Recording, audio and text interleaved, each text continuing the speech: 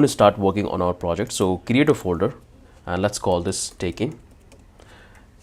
And this is the folder you have to open in your VS Code. So let's open our VS Code, go to open, go to desktop, and we have to select the folder we have created. So this one. We don't have anything in that. Now we have to get the startup file. In that we have provided all the assets which you need to build this particular project. So to get the startup file, come back to the blockchain coder. There you will find all the resources we have used for building different projects. So make sure to check all the project we have built on our channel. So click here, go back to the resource, and there you will find all the project we have built. So check, we have more than 50 project on the channel. So click here, go to the recent project, and this is the one which you have to get the startup file. So click on this get now, and here we have the startup file. So simply click here, it will take you to the GitHub repository, and you have to simply copy this URL. I have provided you the entire architecture, all the assets we have utilized in the project, so we can able to build this project faster. We don't need to redesign the entire architecture. So simply copy the URL, make on the full screen, and we have to open our terminal and clone the repository. So let's bring it up, type git clone, paste the URL, and give this dot. It's going to clone the repository in this particular folder. It's not going to create a separate folder. Hit enter, and it's cloning. It will take 30 seconds, maybe less than that. And finally, we have cloned the entire repository. So simply close this terminal. And now let me give a quick walkthrough of the entire architecture we have designed in this entire project, which is very important when you are working on a decentralized application, mainly in a DeFi protocol. So we have all of this folder. So make sure to delete this folder because we don't need that. And in this entire structure in the startup file, the very first component we have is this component folder. In that you will have the entire component we have built in our entire application. So we have multiple components for different section, because in that we have an admin panel, and there we have to manage the entire state. So this is the admin panel. In that you will find the entire component we have built for the admin, and these are the regular components. So if I open this admin panel, in that we have couple of regular components like button, click, input ratio, list, pop-up button, title. So we're going to code all of this component together. Then the next section we have is the bigger component like admin, card, head nav, auth, ICO token, investing, notification, pool, staking, token, transfer, update model. So we have all of this for the admin. Only admin can access all of this component. Let's close that one. And here we have all the React icons I have already imported in this center file, and from here we're going to export it and utilize in our application. So you don't need to simply copy the icons. So we have already imported that. Then close that one, and here we have all the components like arcs, contact, footer, header, hero section, ICO, index. So here we are importing all of this component, and from here we are exporting the component so we can utilize in our pages. We have the loader, notification, partner, pool. We have the pool model, statistics. This is the blockchain coder logo. I hope you guys are familiar because there you have got the startup file. We have the token, withdraw, and withdraw model. That's all we're going to code it. So this is the entire component section of our application. Now let's come back to the context management. So we can come here. You can see in the context we have 5 files. 2 files in which we're going to write the code, and we have 3 ABIs. So this is the normal ABI of our ERC20 token. You don't need to make any changes here. Here we have the ABI of our staking contract, which we're going to code it. And here we have the ICO token contract. Obviously, when we're going to deploy our contract, we're going to replace the ABI and we'll put the latest ABI. So simply close this one. And now you can come back here in the constants. Here we're going to write the entire code for our managing the contract. And here we're going to build the entire function for reading the data and writing the data of our smart contract. So that's what we have in the context. Now come back to the contract. So if I open that, in that you will find 3 files. This is the library, because in this project we are using libraries which make our contract more secure, and we have to prevent any kind of re-entrancy attack interface. So these are the library which I have used over the years, and I have got it as a package. So that's what I'm going to provide you here in the library, which we're going to utilize it. So this is the first library we have as an abstraction for re-entrancy guard. I hope you guys are familiar that what is re-entrancy. So that's the library I have. Here we have the library for context. That's what I have here.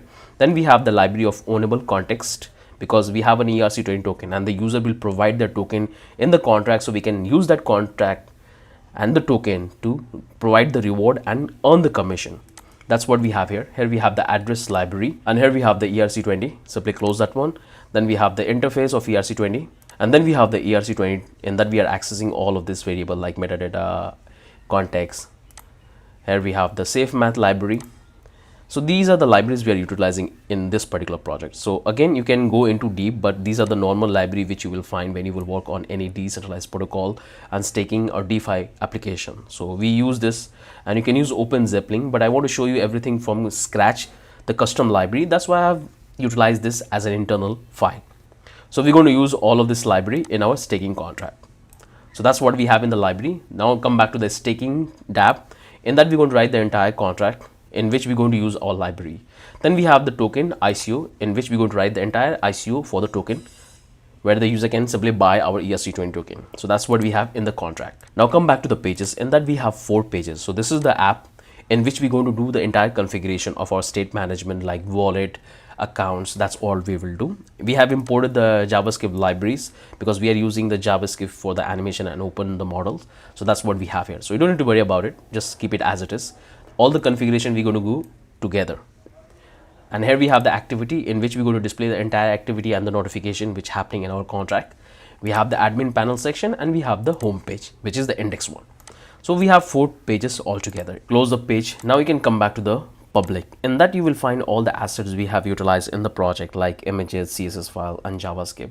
And here we have the screenshot of the front-end UI component. So if you click here, you can see this is how the home page would look like. We have multiple sections which we're going to code it. Then we have the next one. So you can simply go to each one of these images where I have given you that what exactly we're going to code at the end of the project. So that's all the component we're going to build with actual functionality. So this is the logo of the blockchain coder. We have the JavaScript, in which just keep it as it is because we are using Bootstrap and some of the scroll bar. So that's all we have here. If you come back to the CSS file, we have the Bootstrap CSS, main CSS, and the slider. So just keep it as it is. Don't make any changes in here unless or until if you know. If you know, then definitely you can do the experiment with the values. Simply close that one. Now we can come back to the style file, in which we are importing all the CSS files. So you can see Bootstrap, slider, main, and here we have written some couple of custom classes for the animation, loader, and slider. So that's all we have here. You can play around the value, but I would suggest you to follow the complete project, and once you complete, everything is working fine. After that, you can simply do the experiment with your branding and the value. So just keep it as it is. Now we can come back to the environment variable, in which we're going to keep all the environment variable of our project. So here we're going to put our staking contract address. Here we're going to put our token ICO contract address, and here you have to provide the address of the 2 token which you want to use as a reward, as a deposit. And here you have to put the logo of your token, because when the user will add the token in the MetaMask, we have to display that image. So you have to paste your, this is the URL I have given, in which we have used the blockchain coder logo, but you can use the exact one, but you have to put your in the real world. And here you have to put the admin address account you will use for deploying the contract. You have to put that particular address here. And here we have the network configuration. So we're going to test our contract and deploy our contract to Ethereum test network. So I have done the configuration for that. Here we have the RPC URL. So no matter which network you are deploying, make sure to provide this data as per that particular blockchain which you are deploying, and everything would be working absolutely fine. And here we have to get our FormSpare API key, because user can send the message to us. So that's the API key. We're going to get it and we're going to provide it. So all the changes you have to do here. So when you will get the final source code, then you can simply do the changes right up here, and everything would be working fine. You don't need to make any changes in the actual code. All the changes you have to do right up here. Now simply come here, close this one. Here we have the get ignore. Don't need to worry about it. Come back to the next config. Just keep it as it is. Here we have the package.json file, and that we are using all of these libraries. FormSpare, and these are the regular component and the icon. And but we are using this particular Web3 provider, which allows us to connect with the multiple wallets. So that's what you're going to learn, that how you can configure multiple wallet provider, not only MetaMask. And here we have some regular packages which we use over the time in all our project. So that's what we have in the package.json file. Now you can come back to the readme file. There I have provided all the required links which you need to follow to get the faucet, watch the demo video, installation. That's all I have provided. So you can simply have a look. There I have given all this instruction. So look good. Simply close this one. Now you know that what are the structure we have followed in our entire project and how we're going to develop our entire application. So before we start coding, there are a couple of requirements which we need to fulfill. So the very first thing is that you have to check your node version. So open up your terminal, and in this particular project, I'm using this particular node version. So simply type node-v, and this is the version I'm using. It's the latest one, but if you have the older version, it will not create any problem because we are not using hard hat in the project. We're going to deploy our contract using Remix ID. So this is the node version I have. If I check my npm version, this is the npm version. So if you face any problem related to the package and installation, make sure to upgrade your node version to this, but it will also work fine with the old version. But if it's create any problem, then you can simply upgrade to this one. So that's the first thing. Now clear the terminal. Now we can start writing our code. So before we start doing that, let's install all of the package and let's test everything out. After that, we're going to start working on our contract.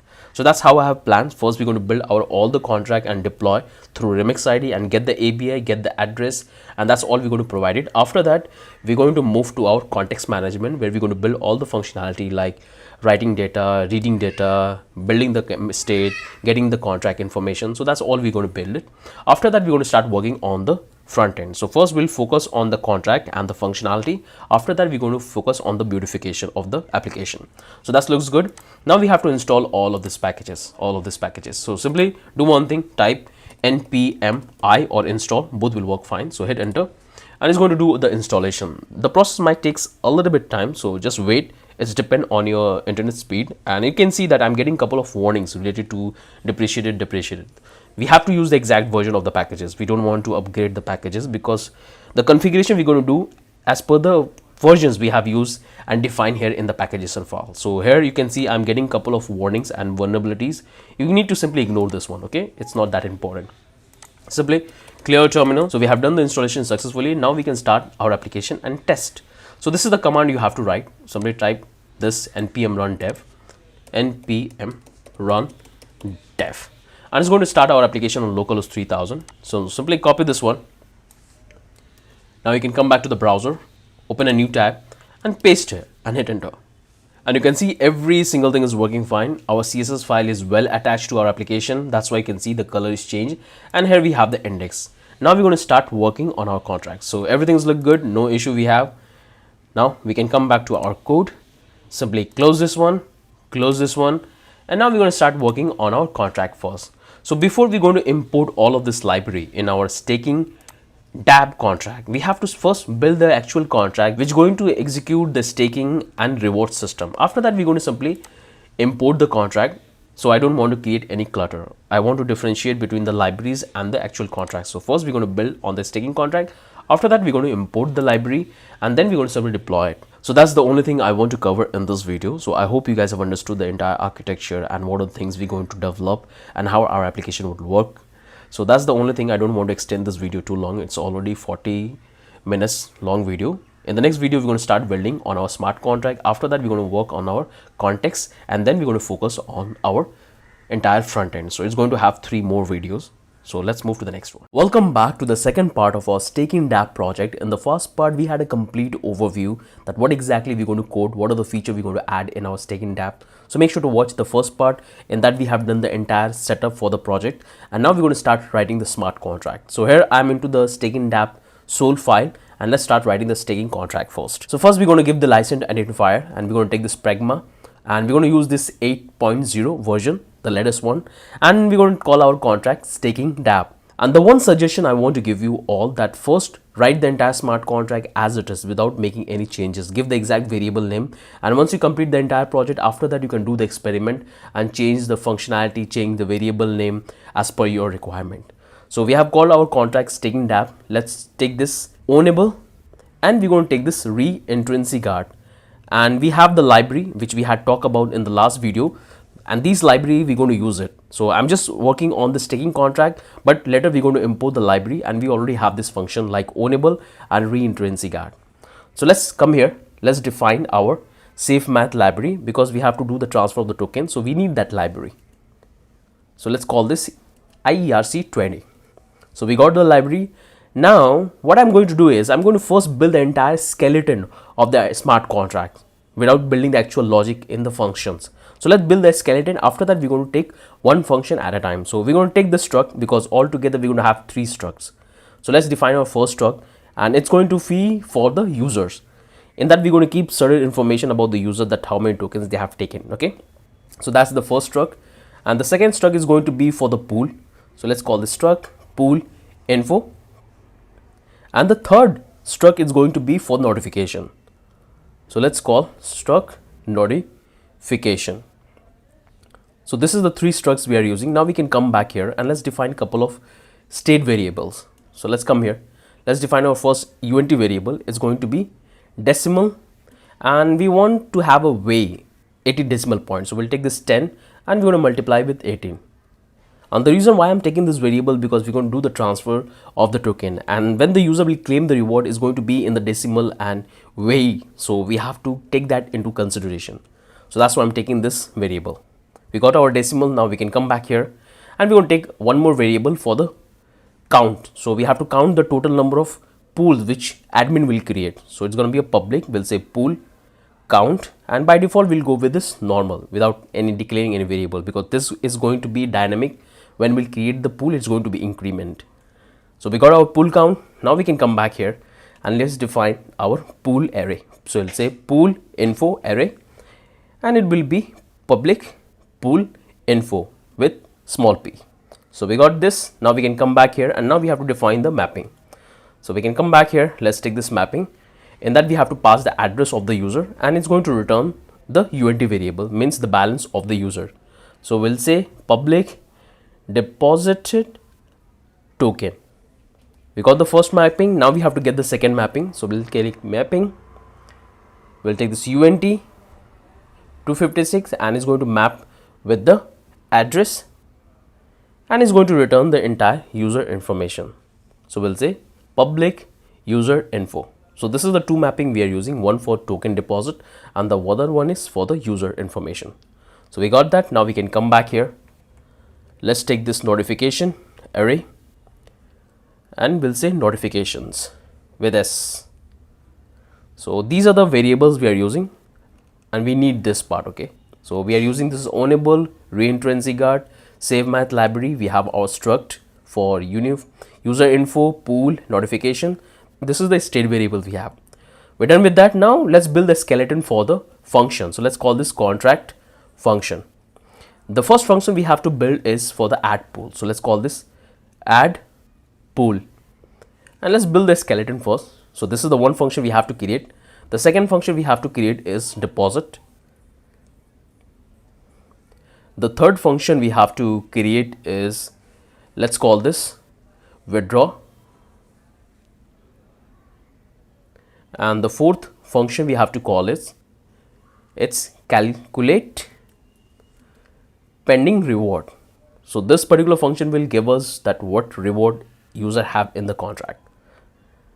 That's the fourth one. Let's write the fifth one. It's going to be, let's call pending reward. Let's remove this one and bring it back.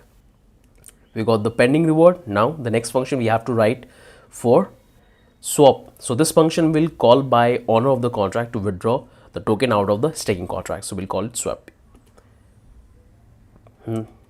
Then we have to build another function for modifying the pool. So we'll call it modify pool. Then we can come back here. Let's define another function called claim reward. Then we'll have another function for creating a notification. So we'll say create notification. And the last function is going to be get all the notifications. So we'll say get notification. So this is the entire functionality of our smart contract for staking Dapp. So we are using this particular version. Once we complete the smart contract, then we're going to import our library. So this is license identifier. This is the library, ownable, reentrancy guard. This is the math library. Here we have the struct. Then we have our state variables, mapping, and this is all the function we have in our staking contract. Now what we can do is let's start writing with the struct. So this is what we have. Let's start writing with the user information struct. So in that we're going to keep couple of information about the user. So first thing is going to be the amount, the number of token the user will deposit in the staking contract. That's the first thing. The second thing is going to be the reward, the last reward at. And the third thing is going to be the lock period, when he deposited the token. So it's going to be a uint variable. We'll say lock until. So only these three information we need about the user. That's what we have for the user information. Now we can start working on the pool info. and it's going to keep a lot of data. So first thing is going to take the deposit token. So we're going to take our interface, ERC20 interface. We'll say 20 deposit token. Then we have to take the reward token. So we'll use the interface and we'll call it reward token. Then we're going to take the total number of token the user will stake in this particular pools. Means all the user will stake. So we have the deposited amount. After that, we have to take the percentage, the APY, and the last one is going to be the time. So we'll say it's going to be a log day. We'll say log day. So these are the 5 information we are providing in our every single pool: deposit token, reward, deposit amount, APY, and log day. So things are look good. I hope you guys can understand the logic. So this is the user info, and here we have the pool info. Now we have to write the data for the notification. So in that, first we're going to take the UNT variable, means the pool ID. The second one is going to be the amount. The third one is going to be for the address, the user, and the last one is going to be the message, means the type of, whether it's a claim, withdraw, or deposit, and only this information. And then we have the timestamp, means when we have called this particular function. So only this 5 information we are taking in the notification. So we are done with all the 3 struct. Now we have to move to the other part. So this looks good, this looks good, this looks good, and all are good. Now we're going to start working on our very first function called add pool. And in this particular function, we have to add couple of data like staking token, reward token, and the log period and the APY. So let's provide that. So first is going to be the staking token. So we're going to use this ERC20 interface, and we'll say deposited token, and we'll have the reward token. We'll have the UNT variable for the APY, and the last one is going to be for the day. So we'll take the UNT and let's call this log days. These are the information we're going to provide in our add pool function, and it's going to be a public, and this function can only call by the owner, and we are getting this only owner, and this particular function will come from the library we're going to import. Just build that function, and in that we're going to write the entire logic. So we're going to receive all of this data. Looks good. Now what we can do is we can simply come back here. Let's build the logic. So first we have to get the pool info. So this is the pool info. Here we have the pool info, and we have to push. So we'll take this pool info dot push, and we have to simply update all the information. So we have the pool info, we'll take as an object, and let's update the information. So first is going to be the deposited token. We'll say deposited token. You have to check your spelling, and it's coming from the function input. So we'll say deposited token, this one. Then we have to provide the reward token. We'll say reward token. Then we have to provide the deposited amount. So by default it will be 0. Then we have to provide the percentage. So it will come from the input, and then we have the log period. So this is the entire information we have for add pool. That's the only thing we have to do. So once we provide all of this data, we have to increase the pool count. So if you come back to the pool info, this is what we have. So make sure to double check your spelling. Let me do that very quickly. So everything is good. Now once you provide all of this data, we have to increment the pool count. So let's come back here. Let's call this pool count, and we have to increment. So when we'll create the very first pool, it will become 1. When we'll create the second, it will become 2. And this information we need in the front end, so we can run the loop to get the data from the contract. So that's what we have. Looks good. And that's the only thing we have to do here in the add pool function. Now we can start working on our second function. So in that we have to take the pool ID. The second one is going to be the amount. So this is the only 2 function we need, and it's going to be a public. So anybody can call, and we have to call this library because we have to prevent the re-entrancy attack. So we'll say none re-entrance. So we have our library. Now we can start building the logic. So first thing we have to do is we have to get that specific pool and the user information. So before we do that, we have to check for a condition that whether the amount is greater than 0. So let's do that. So we'll say amount should be greater than 0. If it's not, then we have to throw the error. So that's the first condition we have to check, greater than 0.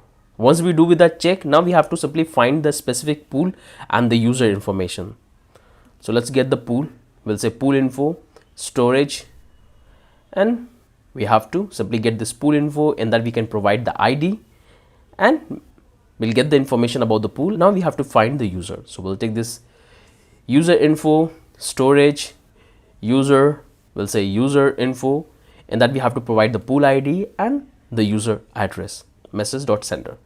In that way we can have the pool, specific pool which user wants to create and deposit the token, and we'll also have the user information. Once we have this, now we have to do a check. So if all user is already deposited the token previously and he tries to deposit more token, then in that period he might have earned any reward. So if he had earned any reward, we should transfer that reward to that user. So let's check for that condition. So we'll say if user dot amount exists, if it's greater than 0, then we have to check for the reward. So let's call this unt and we'll say pending. It's going to be a reward, and here we have to call the internal function. So this is the function we have to call, like this one, calculate pending reward. So simply copy, and that's what we're going to simply call here, and it's going to give us that how many reward user have earned so far. In that we have to pass the entire user object and the ID, and we'll have the information about the reward. So once we have this information, means if the user have any token exists and if he earn any reward, then we have to simply transfer that. So let's transfer the token. So we'll take the pool reward token because that's what we are transferring. We'll call the transfer method we have, and in that we have to simply pass the message.sender and the amount pending, the reward amount. So user can receive the reward he earned if it deposited token previously. And here we can simply call our notification function. So we'll say create notification. In that we have to simply pass couple of information. So the first information we have to pass the ID, because if you look at here, ID, amount, user, type of, and timestamp. Then we have to pass the amount is going to be the pending. Then we have to say message.sender, type is going to be, let's say, claim. And these are the information we are passing. But if user don't have any token, then we have to continue ahead and build the logic and deposit the token. So we'll take this pool dot deposited token, and we're going to simply call this transfer from. In that we have to take the token from the user and transfer to the contract address. So first we're going to simply take the user address, then we'll take the contract address. So to get the contract address, we can call this particular method called address. This will have the address of the contract, and we can simply pass the amount. So this is the amount which user will provide. So in that way we can able to deposit the token in the contract. So once we have that, now we can come back here. We can take this pool deposited, and we have to simply increment and that. So in that way what we'll have, we can able to know that how many tokens have stake in a single pool. So once we have increment that, now we have to simply update the time in the user info. So we'll increment the number of the token, then we have to simply increment the last reward at, so we can get the block.timestamp, and we can simply come back here. And here what we can do is, here we can simply take the user and we can simply call this lock until and block.timestamp, and we're going to simply add the day, and we're going to simply multiply with 86400. So 86400 is actually 24 hour. In 1 minute we have 60 seconds. So if you're going to multiply, you're going to get this for 1 day. But for testing purpose, I'm going to simply comment this and I will go for 1 minute. In that way I can able to test and show you instantly. Otherwise I have to deposit token and have to wait for 1 day for making the transaction. But in actual real world, when you will launch your application, you should always allow user to stake the token for 1 day period. Okay. So what I will do, I'll simply replicate this. I'm going to comment this, and for the testing purpose, I'm going to decrease this to 60 seconds. Means if you pass one, it will become 1 minute. But on the other one, on this top one, a stop one for 1 day, and this one is for 1 minute. I hope you guys can understand this basic calculation. So this looks good. This is fine. Now we can continue ahead. We can come back here and we'll call this deposited token we'll take this address. In that we can take this pool deposited token, and we can simply increment the amount. Now we can simply come back here and we can simply copy this, and we can simply display the notification that deposit, and we have to change this to amount, and the rest would be fine.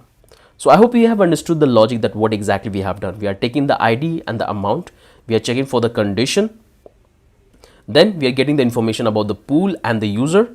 After that, we are checking that if the user is already deposited the token, then he might have earned some commission. If he earned any commission, then we have to transfer that commission to the user wallet address, and that's what we are doing here. After that, we have to simply continue and deposit the token in the contract, and that's what exactly we are doing, and updating all the state variable.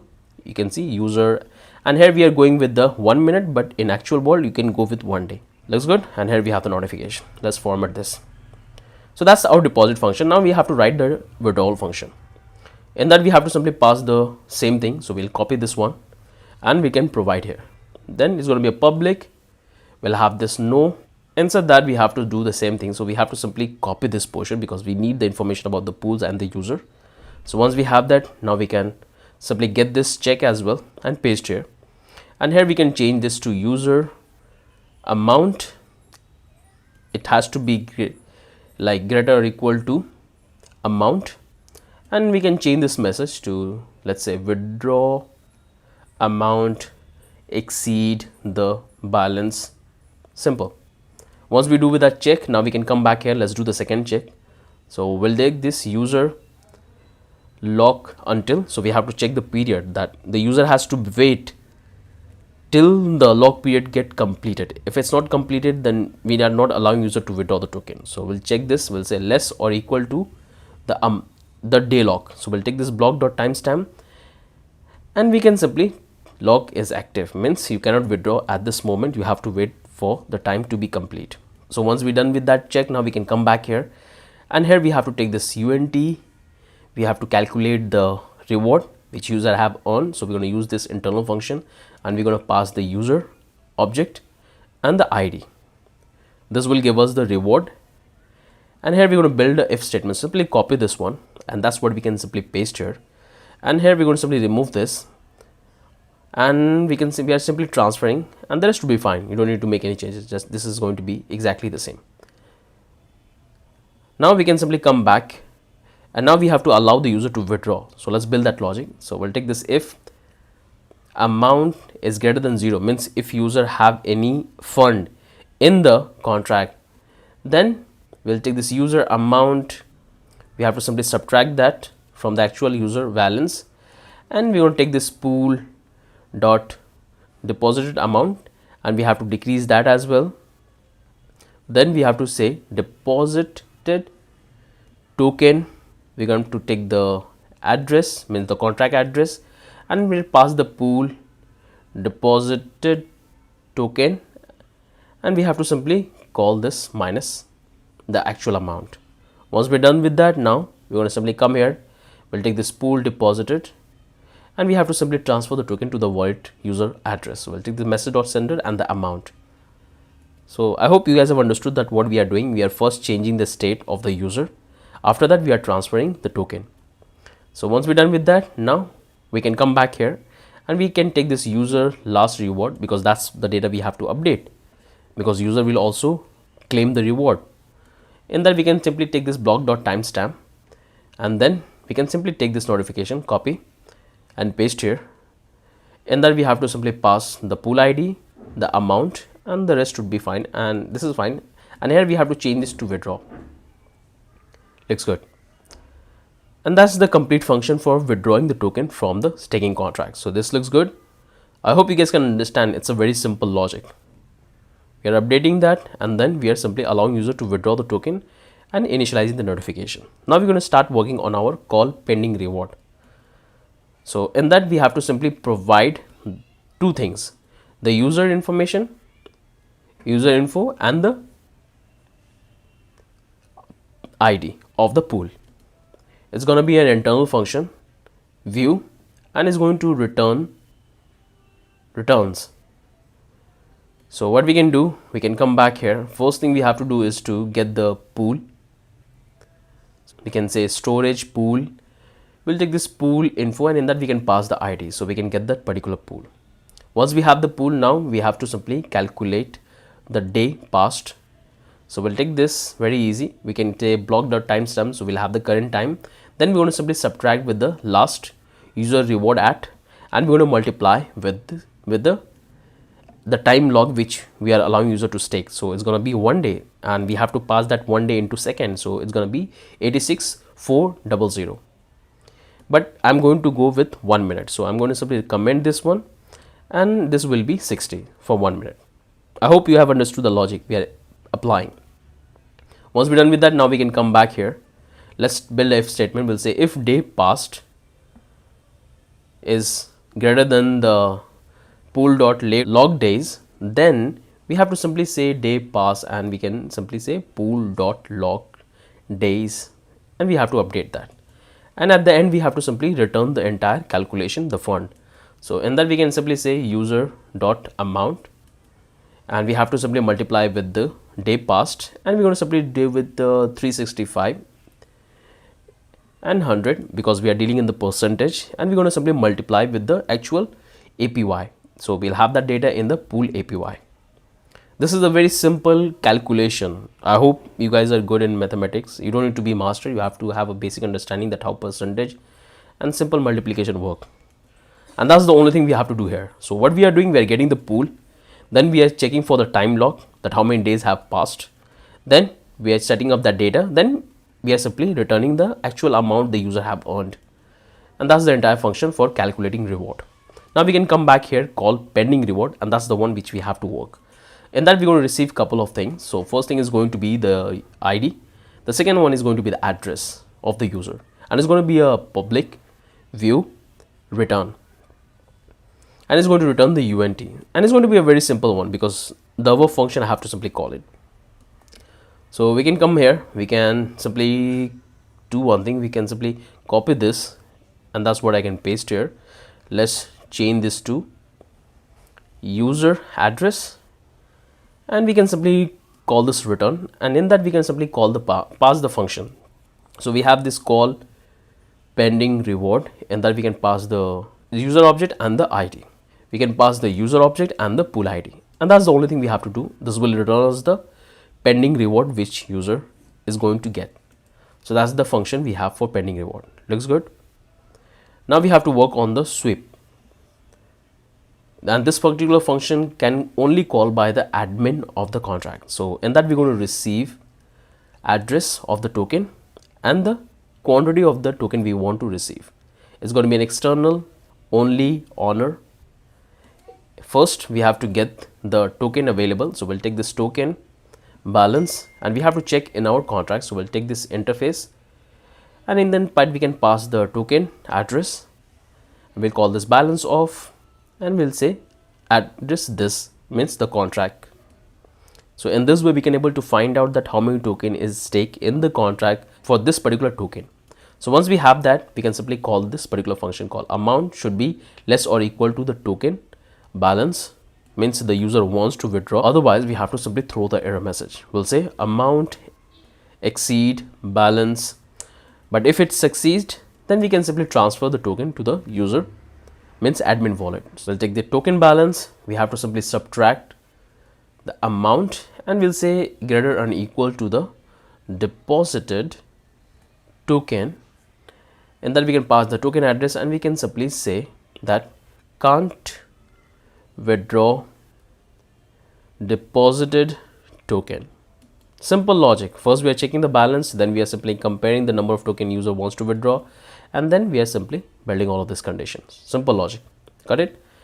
If everything is good, then we can simply transfer the token to the user. So we can take this user interface, we'll say save transfer, and then we can pass the message.sender and the amount which user wants to withdraw, and that's the entire function for withdrawing token from the staking contract. Simple. Look good? I hope you guys can understand. Now we can start working on the next function called modify pool. It's going to take the pool ID and the modified pool, means APY, UNT APY. It's going to be a public only owner can call this particular function. And in that, first we have to get the pool. So we'll take this store pool, we'll have the pool info, and that we can pass the ID. So we'll have the pool. Once we have the pool, now we have to simply update the APY, and that's the simple thing. So that's how you can update the APY. Looks good. Now we can start working on our claim reward. So in that, we have to simply pass the pool ID. It's gonna be none reiterate.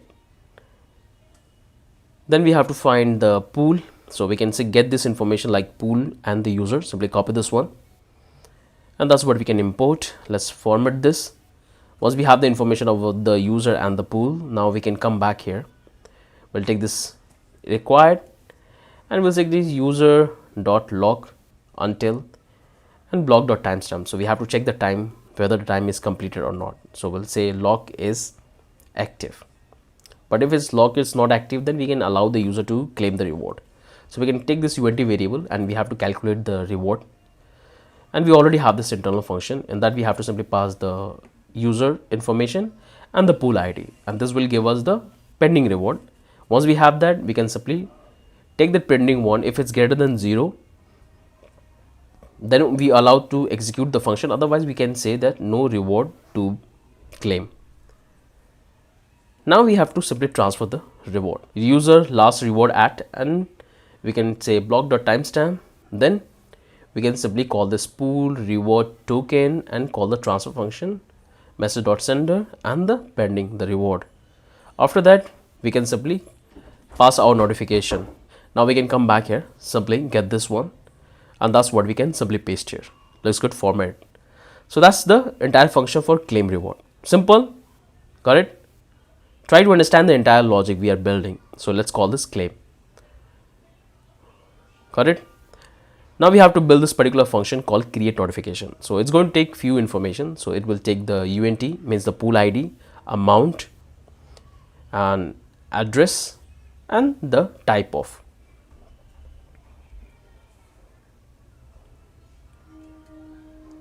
So these are the information we are taking. It's going to be an internal function. So first we have all of this data. Once we have that, we can simply update in the notification. So we have to get the notification.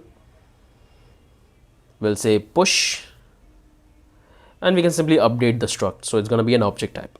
In that, we have to simply pass all this information in the exact order. Okay. So first thing is going to be the ID. So we'll say pool ID. Second one is going to be the amount. Third one is going to be the address of the user. And the last one is going to be the type of. So we'll say type of. And the last one is going to be the timestamp, means when the particular function is got called. And looks good. That's the only thing we have to do here in this particular one. It's very simple. Now we have to call this particular function. So we are done with that. Now we have to work on the last function, and it's going to be a very simple one. I want you to pause the video and just give a try. Just give a try. It's going to be a one-line function. I hope you guys have tried. Now let me write the function. So what we're going to do is we're going to simply call this public view return, and it's going to return the entire notification. It's going to be a memory, and we can simply say return notification. In that way, we can able to have the entire data of the notification, and that's the entire smart contract for our staking Dapp. I hope you guys have understood. And here we have all of this structs. This is the user, this is the pool info, this is the notification, this is the decimals, mapping, this is the notification. Here we have the first function for add pool. Looks good. This is the for deposit. So here we have the time log. We are going with 1 minute, but when we'll actually complete the entire project, then I will set for the 1 day. We're going to start this. Let's go. This one is the withdrawal one. Here we have the pending reward. This one is a sweep, modify, claim, create notification, and get notification. Now we can simply start importing our library. So we are done with the entire smart contract for staking Dapp, and I can see a couple of warnings. So it's going to be 4, sorry, my bad. So we can simply come back here. Before we update that, we can simply copy the entire contract of the library, and that's what we can simply paste. So simply remove this one and paste here. Looks good. So we have pasted the entire library.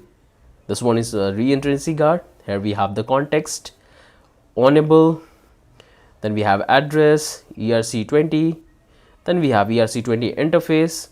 We have all of this function, then we have the ERC20 metadata, and here we have the context and all. So safe math library we have, bring it, and here we have the actual contract we have coded. So I can see this warning is going to be for, because that's how you use library. You use for, not from. And if you are not good in Solidity, then make sure to check this particular course which I have. In that you will master complete Solidity development from beginner to advanced level, and we have built one of the biggest projects. So you will master complete blockchain development. These are the basic things which you have to know. So we got our library, perfect. Now we can check our contract one more time if there is an error. That's what we're going to fix it. So we can simply come back here. This is good, no problem we have here. And I can see a couple of warnings right up here. Okay, my bad, it's going to be storage. I hope you guys have noticed that. So let's change this to storage instead of string. Looks good. And now we can simply close this one. I can see one more problem. So I forgot to provide this semicolon. So let's provide that. And this will fix, because Solidity is a case sensitive. So if you don't provide this semicolon, it's going to throw an error. So it looks good. And I can see another warning. So simply copy and change this to storage. And looks good, there's no problem in that. And I can see one more problem here in the pending reward. So okay, my bad, we have to return something. So it's going to be a unt variable, because that's what we have to return. Looks good, unt, and this is fine. Here we have to change this to storage. Good. Now this is the storage we have. Let's cut that one. And here we have to change this to storage. This will be storage. Got it. This is good, no problem we have. And this is the create, looks fine. And this is the last function for get notification. Every single thing is working fine in our staking Dapp. Now we're going to start working on our next contract. So let's come back here and let's have a look one more time. Looks absolutely fine. We're going to deploy and do the testing. So let's close all of the files, and now we're going to start working on our staking ICO. So click here, and this is the one we're going to work now for token staking. Now what I'm going to do is, let's build the internal interface for ERC20 token. Then we're going to build the actual logic for interacting with the ICO contract. So let's build the interface. We'll say ERC20, and we have to build all the function which we have in the ERC20 token. So let's build the very first one. Is going to be a transfer. In that we have the address for the recipient, amount of the token. It's going to be external, and it's going to return a boolean whether it's true or false. That's the transfer. The next one we have is for balance check. So it's going to take the address of the user, and it's going to return the balance. So it's going to be a unt variable. So let's call this unt. Then we have to build another one. It will be for allowance. In that we have to pass the address of the owner and address of the spender, and we'll say external view return, and it's going to return the unt variable. Now we can come back here. Let's build the fourth one. Is going to be a proof. In that we can pass the address of the spender, the quantity, external return, and it's going to return the boolean. Then we have our next function called transfer from. It's going to take the address of the spender, then it will take the address of the recipient, and it's going to take the quantity. It's going to be external return, and it's going to return the boolean. Now we have the next one called symbol. So we have to find out this information internally within the contract. That's why I'm taking all of this interface. We can easily able to get all of this information from the front end, but I try to make it every single thing within the contract. So that's why we are building this. So let's call this external view return, and it's going to return the string memory. Means it's going to return the symbol of the token. We have to get the name, total supply, external view, and it's going to return the unt variable. And the last one is going to be the name, external view, and is going to return the string memory. So that's the entire interface we have for ERC20 token. Looks good. Now we can start working on our actual contract. So let's call this contract token ICO. Now we have to define a couple of state variable, like for the address of the token, honor. So let's start with the honor. We'll say address public honor. Then we have to take the address of the token. So we'll take this token which we are allowing user to buy through this ICO. Then we can take the price of the token which we are allowing to sell. We'll say token sell price. Then we'll have our total token sold. We have this 4 state variable. Now we can simply come back here. Let's take this modifier and we'll build a function for only honor. So we'll say only honor. In that we'll build the condition. So message.sender should be honor. Otherwise we have to simply throw this error message that only contract honor can perform this action. And we can simply continue with the function. So that's our modifier we have. Looks good. Now we can simply come back here. Let's build a constructor and we can simply update the honor address. And that's the only thing we have to do in the construction. Now we can start working on the function. So the very first function we're going to have is for update token address. So it's going to take the address of the token. It's gonna be, let's say, public, only honor can call it. Let's remove that. And we're going to simply update the address of the token. That's the first function. This is the, now we have to write the second function for updating the price. So we'll take this update token sell price. It's going to take the UNT variable, means the price of the token. We'll say public, only honor can call it, and then we have to simply update the sell price. This is the 2 function is done. Now we have to come here and build a multiplier. It's going to be an internal function for calculating the price. So we'll say multiply is going to take 2 number. We'll call it x and y. It will be internal. Pure return is going to return a UNT variable which is going to be, so here we have to build the logic called condition. So we'll say y equal to 0 or z equal to x multiplied by y, and then we have to divide by y equal to x. And I can see this warning, okay, my bad, I have to provide this just because that's what we are returning from this function. So this is a simple multiplier function which is going to take a 2 number and going to multiply it. Now we can come back here and build a function for buying token. So we'll call it function buy token. It's going to take the token amount. It will be a public, payable. So first we have to check couple of conditions. So first is going to be the message.sender should provide the appropriate value. So we're going to use our library internal one, and we're going to pass the token amount which user wants to buy and the token price, the token sell price. So it's going to give us the actual data. If the price is not matching, means the user is not providing the actual amount which we want for making the transaction, then we have to simply throw the error message. We'll call this insufficient ether provided for the token purchase. Looks good. I can see this is the spelling mistake, I guess. Copy and paste here. And this is the first check we are doing. We are checking the appropriate value which user is providing. After that, we have to simply come here. We're going to take this ERC20 interface and we have to get that particular token. So we'll take this token ERC20, and then we can pass the token address. Once we have the entire interface of the token, now we are ready to make the transaction. So this is done. Copy and paste here. Now we have to simply check for another condition. So we'll take the token amount which user wants to buy, and we have to check whether the token is available or not. So we're going to take this token dot balance, and in that we're going to pass the contract address. So we'll take the address, this, simply remove this one. So in that way we can able to find out the token is available or not. If it's available, then we have to make the purchase, otherwise we have to throw the error message. So that's the check we are doing. Now we can come back here. Here we're going to simply build a condition called token transfer. If everything is good, we have to simply transfer the token. So we'll call this message.sender, and we have to transfer the token, the quantity which user wants to take it, and we have to simply multiply with the decimal points. So once we done with the transfer, we have to simply transfer the fund which user have provided to the owner address. So we'll say transfer message.value, and we'll have the fund.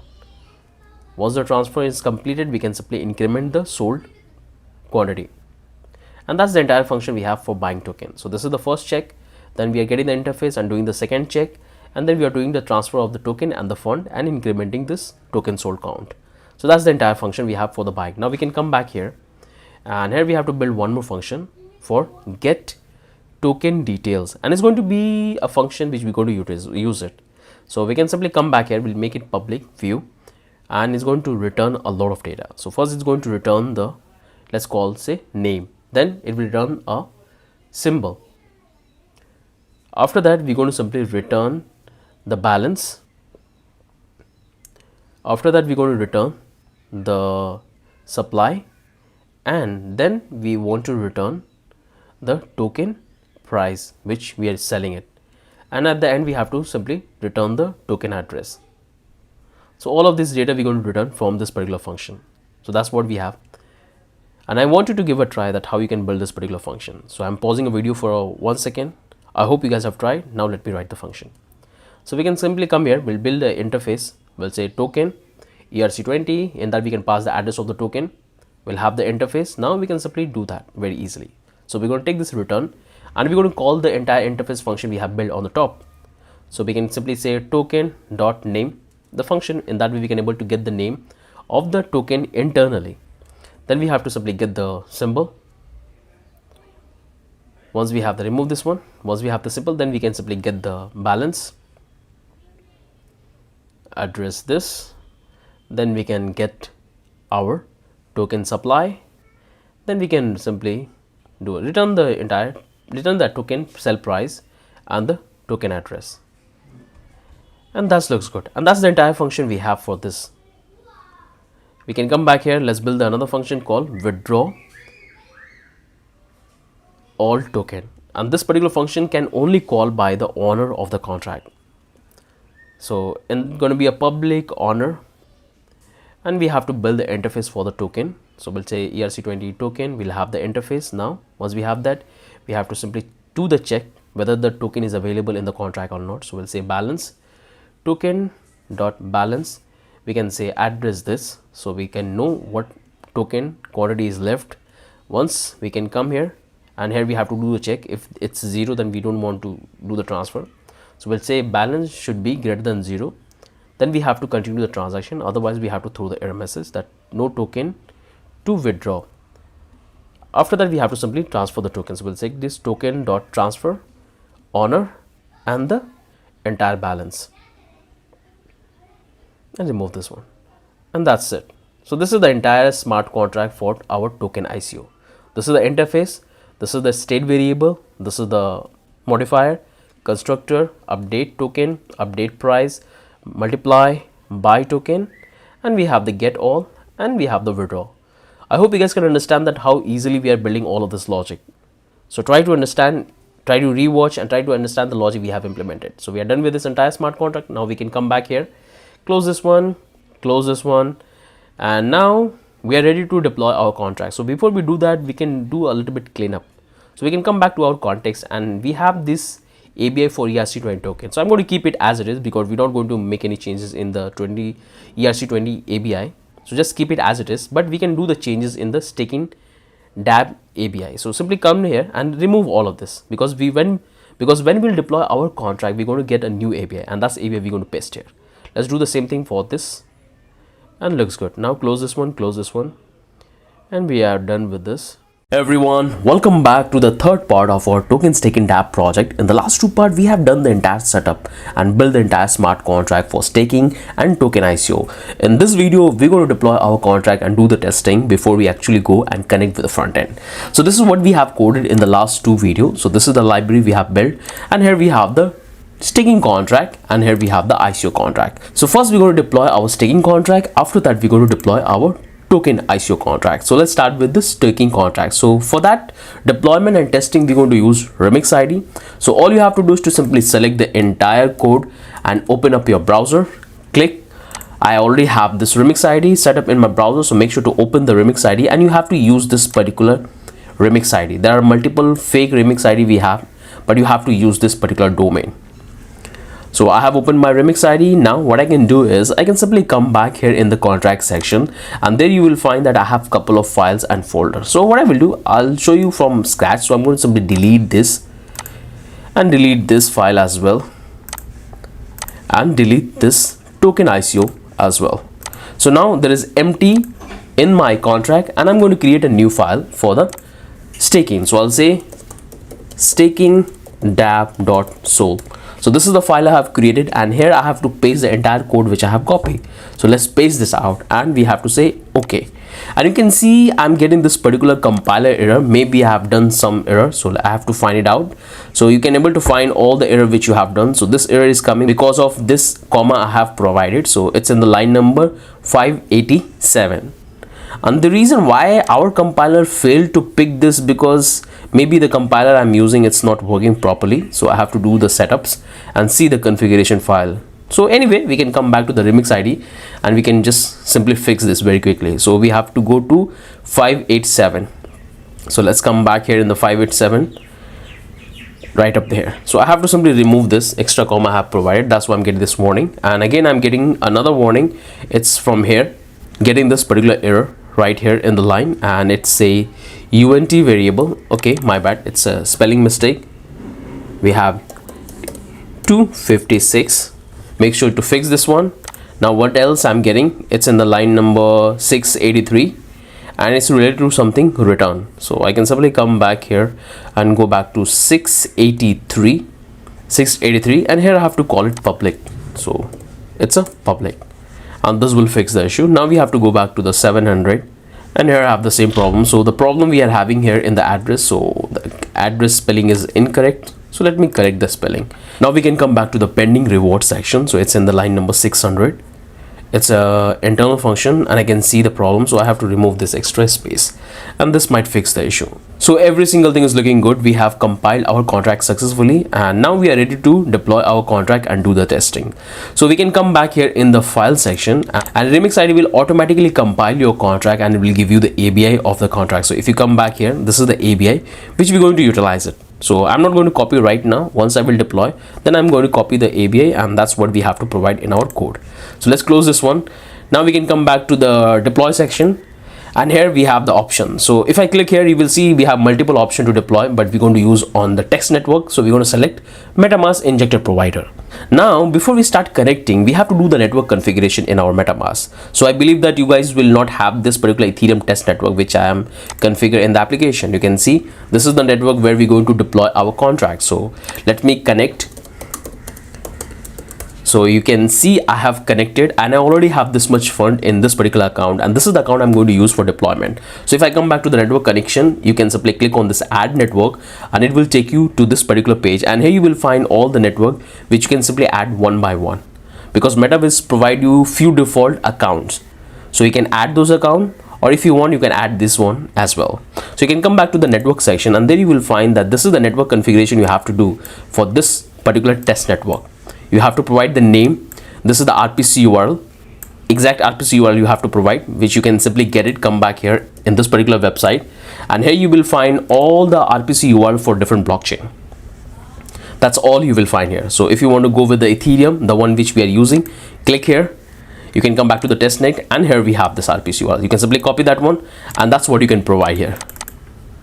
And here you have to provide the chain ID, Ether, and this is the block explorer for Etherscan. So you can simply come back here in the Etherscan, and you can click here, go to the test network, and you can simply copy this explorer, and that's what you can provide here.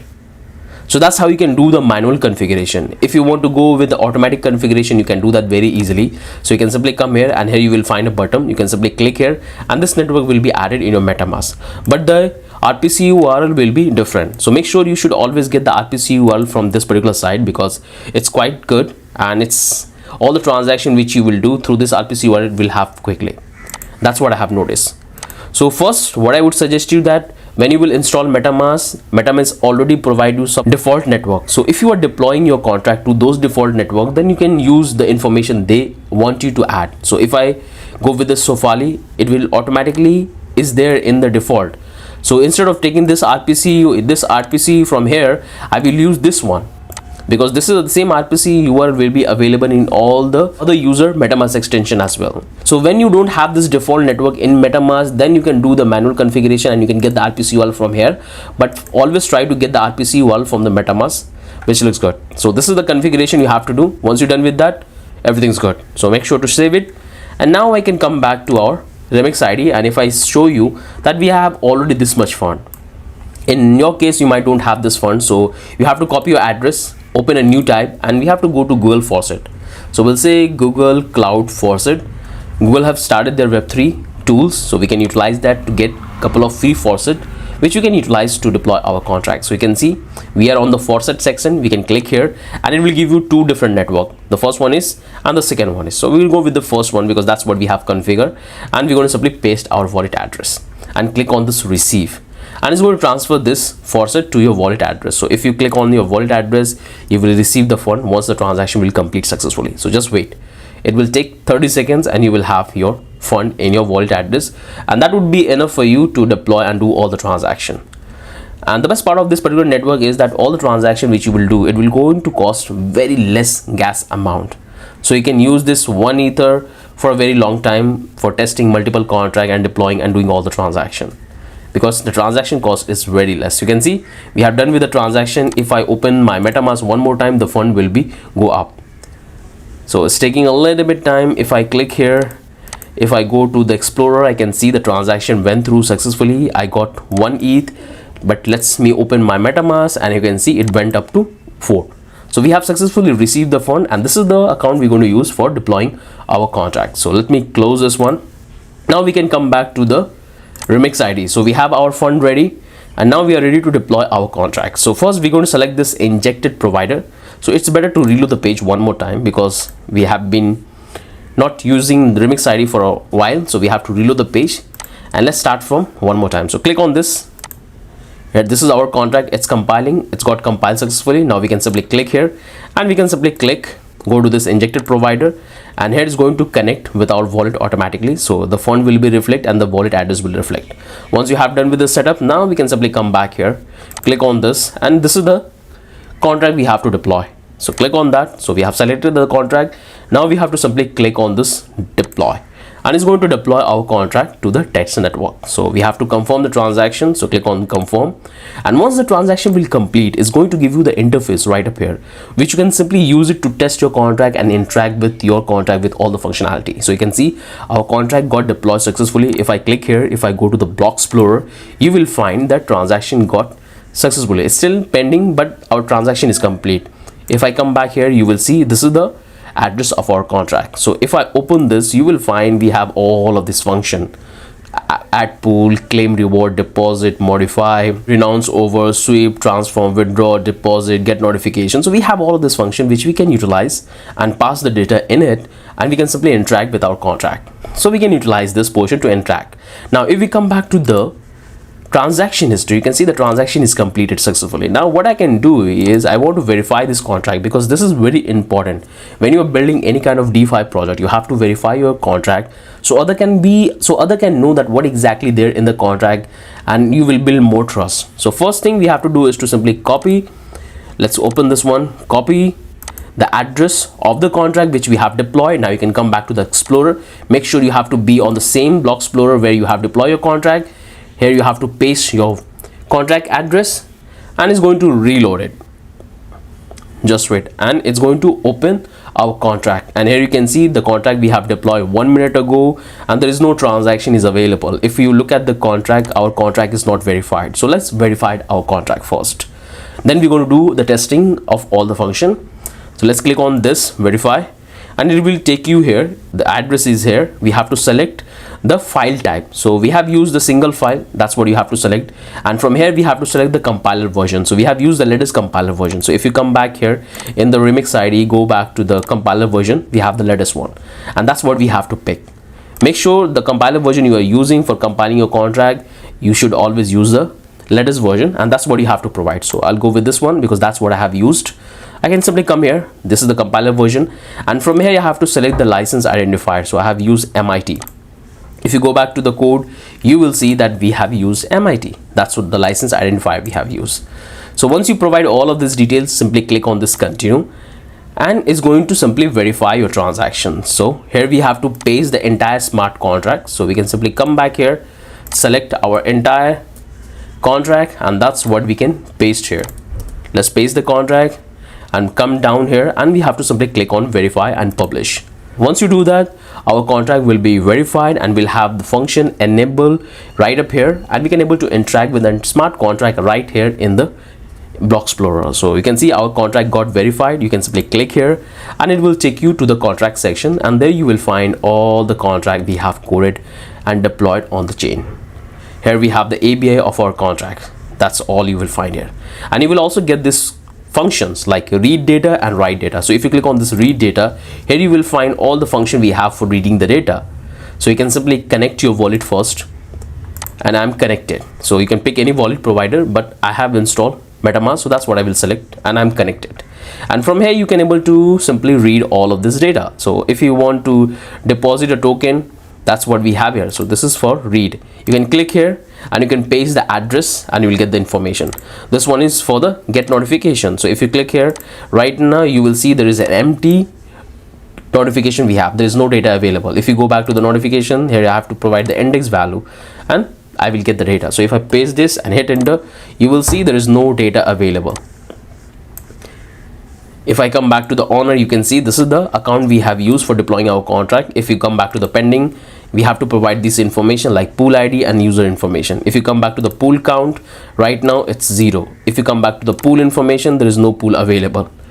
If you come back to the user information, there is no data is available. So we can literally interact with our contract right from here. So what I'm going to do is I'm going to test the contract from here as well as in the remix ID. Then we can move to the actual code. So let's close all of this open boxes. Now we can come back to the write contract, and here you will find all the write function like adding pool, claiming reward. That's all you will find. So this one is reading and this one is writing. So let's connect our wallet first, and let's click on this MetaMask, and I'm connected. Now I'm going to create a new pool. Okay, I'm going to create a new pool using this particular function we have. So for that I need to get the address of a token. So I'll come back here, and this is the token I have. So I'll simply get the address of this particular token. I can come back here in the block explorer, and this is the address. I got it. Now I can come back here. I'll simply come and paste the staking token. I have to paste the reward token. I'm going to use the same one, and here I have to provide the percentage. So I'll go with, let's say, 50%, and here I will go with the log day. So I will go with 1, means 1 day. But I have done the setup in the contract. If you come back here, you can see this is the setup we have done. This time the one we are providing is going to take 1 minute instead of 1 day. So when we're going to launch our application, at that time I'm going to enable this, but during the testing time I'm going to go with 1 minute. So let's come back here, and I have given 1, and I can click on this write. If I click on that, it's going to make a call, and you can see we are calling the function, and let's click on this confirm, and the transaction is in the pending state. Once the transaction will complete, you will see the data will reflect here. So just wait, and the transaction is completed successfully, and we have created the very first pool. If you want to read this data, you can simply come back in the remix ID, and you can go back to the deploy section. Here we have the interface. We can simply read the data about the pool we have created. So we can simply come down here, and here you will have this. So if you give 0 and click on this pool info, you will find that the pool we have created just now through our block explorer. You can literally create it from here. If you click on this pool count, we have 1 count we have created. If you come to the user information, in that you have to provide 2 details. You have to provide the address and the pool ID. Now what I'm going to do is I'm going to use this one, the function we have in the remix ID, to create a pool. So let's paste the address, let's paste the reward address, let's paste the percentage is going to be 100, and here we have this log day is going to be, let's call it 2 minutes, and click on this transaction. It's going to open the MetaMask, and we can simply add the pool. So every functionality is working absolutely fine. So let's confirm the transaction and open the MetaMask. You can see our pool is getting created. Once we complete the pool, after that we can able to simply stake and try to earn a couple of reward. And here the transaction is completed. You can come back here and you can simply give 1, and you will see this is the second pool we have created with all the details. Now if you want to deposit, it will not work, because when it's come to depositing the token into a contract, first we have to approve the token to be deposited in the contract. So that's what we cannot test it out right now. We have to do it in our application in the front end, because we don't have the feature to approve our token. If I try to call it, it's going to fail the transaction. So let me show you. If I pick the pool 1 and I want to deposit, let's say 100 token, I already have this token. So if I click on this transaction, it's going to make a, and it will give me this particular error, gas estimations, that insufficient allowance. Means our function is working absolutely fine. It's checking the allowance and then trying to deposit it. So that looks wonderful. I hope you guys have noticed it, how we are testing our application, and we have done the deployment and all things are looking good to me. Now let's do one thing. Let's try to create a pool. So we can come back to the notification. Let's click on this get notification and you will see that currently it's 0. There is no data is available. So our contract looks good. Our contract looks good and we have deployed it successfully. So what I will do is I'll simply select this entire contract one more time, select that entire contract, and that's what I have to update, because remember we have done couple of fixing here. So I will select this one, remove and paste, and now it's good. So we have updated our staking contract. Now close this one. Now we can come back here, and what we can do is, looks good. Now we have to get our ABI. So click here, we have to go back to the artifacts. Inside the artifacts we have the ABI of our contract. So simply select this one and copy, come back in the code, and that's what we have to provide here in the context. So let's go back here and paste the ABI. So this is the entire ABI of our staking contract. So our staking contract is looking absolutely fine, and we have deployed the contract, created the pool, getting the informations, all of things are looking good. So that's the first contract, we have done it successfully. Now what I will do is I'll simply come back to the second contract, which is the token ICO. Click here. Now I will select this one more time, this entire code. Now I can simply close this one, close this open file, close this one, and now let's create a new file. So click here, create a new file called token ICO.sol, and here I have to paste the code. So click on the OK, and you can see this contract has no issue. We have successfully compiled the contract. Now we have to deploy the contract. So to deploy it, click here, and I'm going to simply minimize this one. I can come back here in the contract section. We have this two contract. Let's select this one and make sure you are connected with the injected provider and your wallet is reflecting here and the balance, and I'm using the same wallet. So I'll simply click on this deploy, and it's going to make a call to my smart contract, and I have to simply confirm the transaction, and it's going to open the MetaMask. I have already confirmed the transaction, and once the transaction will complete, you will find the interface of the token. Here you can see we got it. We can simply copy the address and we can simply verify our contract the way we have done. So let me do one thing. Let me simply copy this entire code and let's verify that. Let's copy this address and let's update that first. Come back to the environment variable, and here we have to update address. Got it? Now we can simply come back here in the block explorer. Then I can paste the address and hit enter. Our contract got deployed successfully. Let's quickly verify our contract, because it's very important that you have to verify your contract. So it's going to be single file. I have to pick the compiler version is the latest one, and here I have to select this MIT and click on continue. Now I will come back here. I have to select the entire code and simply come here. I have to paste the smart contract and simply confirm and publish. So here is going to publish my contract on Remix ID on Etherscan. So our contract is successfully published and it's here in our block explorer. So that's the first thing we have to do. Let's come back here. So we got the address of our token contract, token ICO contract. Now we can come back here. Let's get the code. This is the one we have deployed. Now we can come back here. Let's simply replace it. Looks good. Now we can get the ABI of our contract. So to get that, we can simply click here and we can simply come back here. Here we have the token ICO. Simply select all of this and come back in the VS Code. Now here we have to go in context and we can simply paste the ABI. That looks good. So that's how you can deploy your contract, verify your contract, and do the testing. Now what I'm going to do is I'm going to redeploy the staking contract, because we have already created a couple of pools. So because I want to start from scratch, so we can do all the testing right in our front-end application with the logic we're going to build. Okay, so let's try to redeploy the contract one more time. Let's do that very quickly. I'll simply close this one, close this one. I can come back to the staking. I'm going to simply select and paste, and let's deploy that.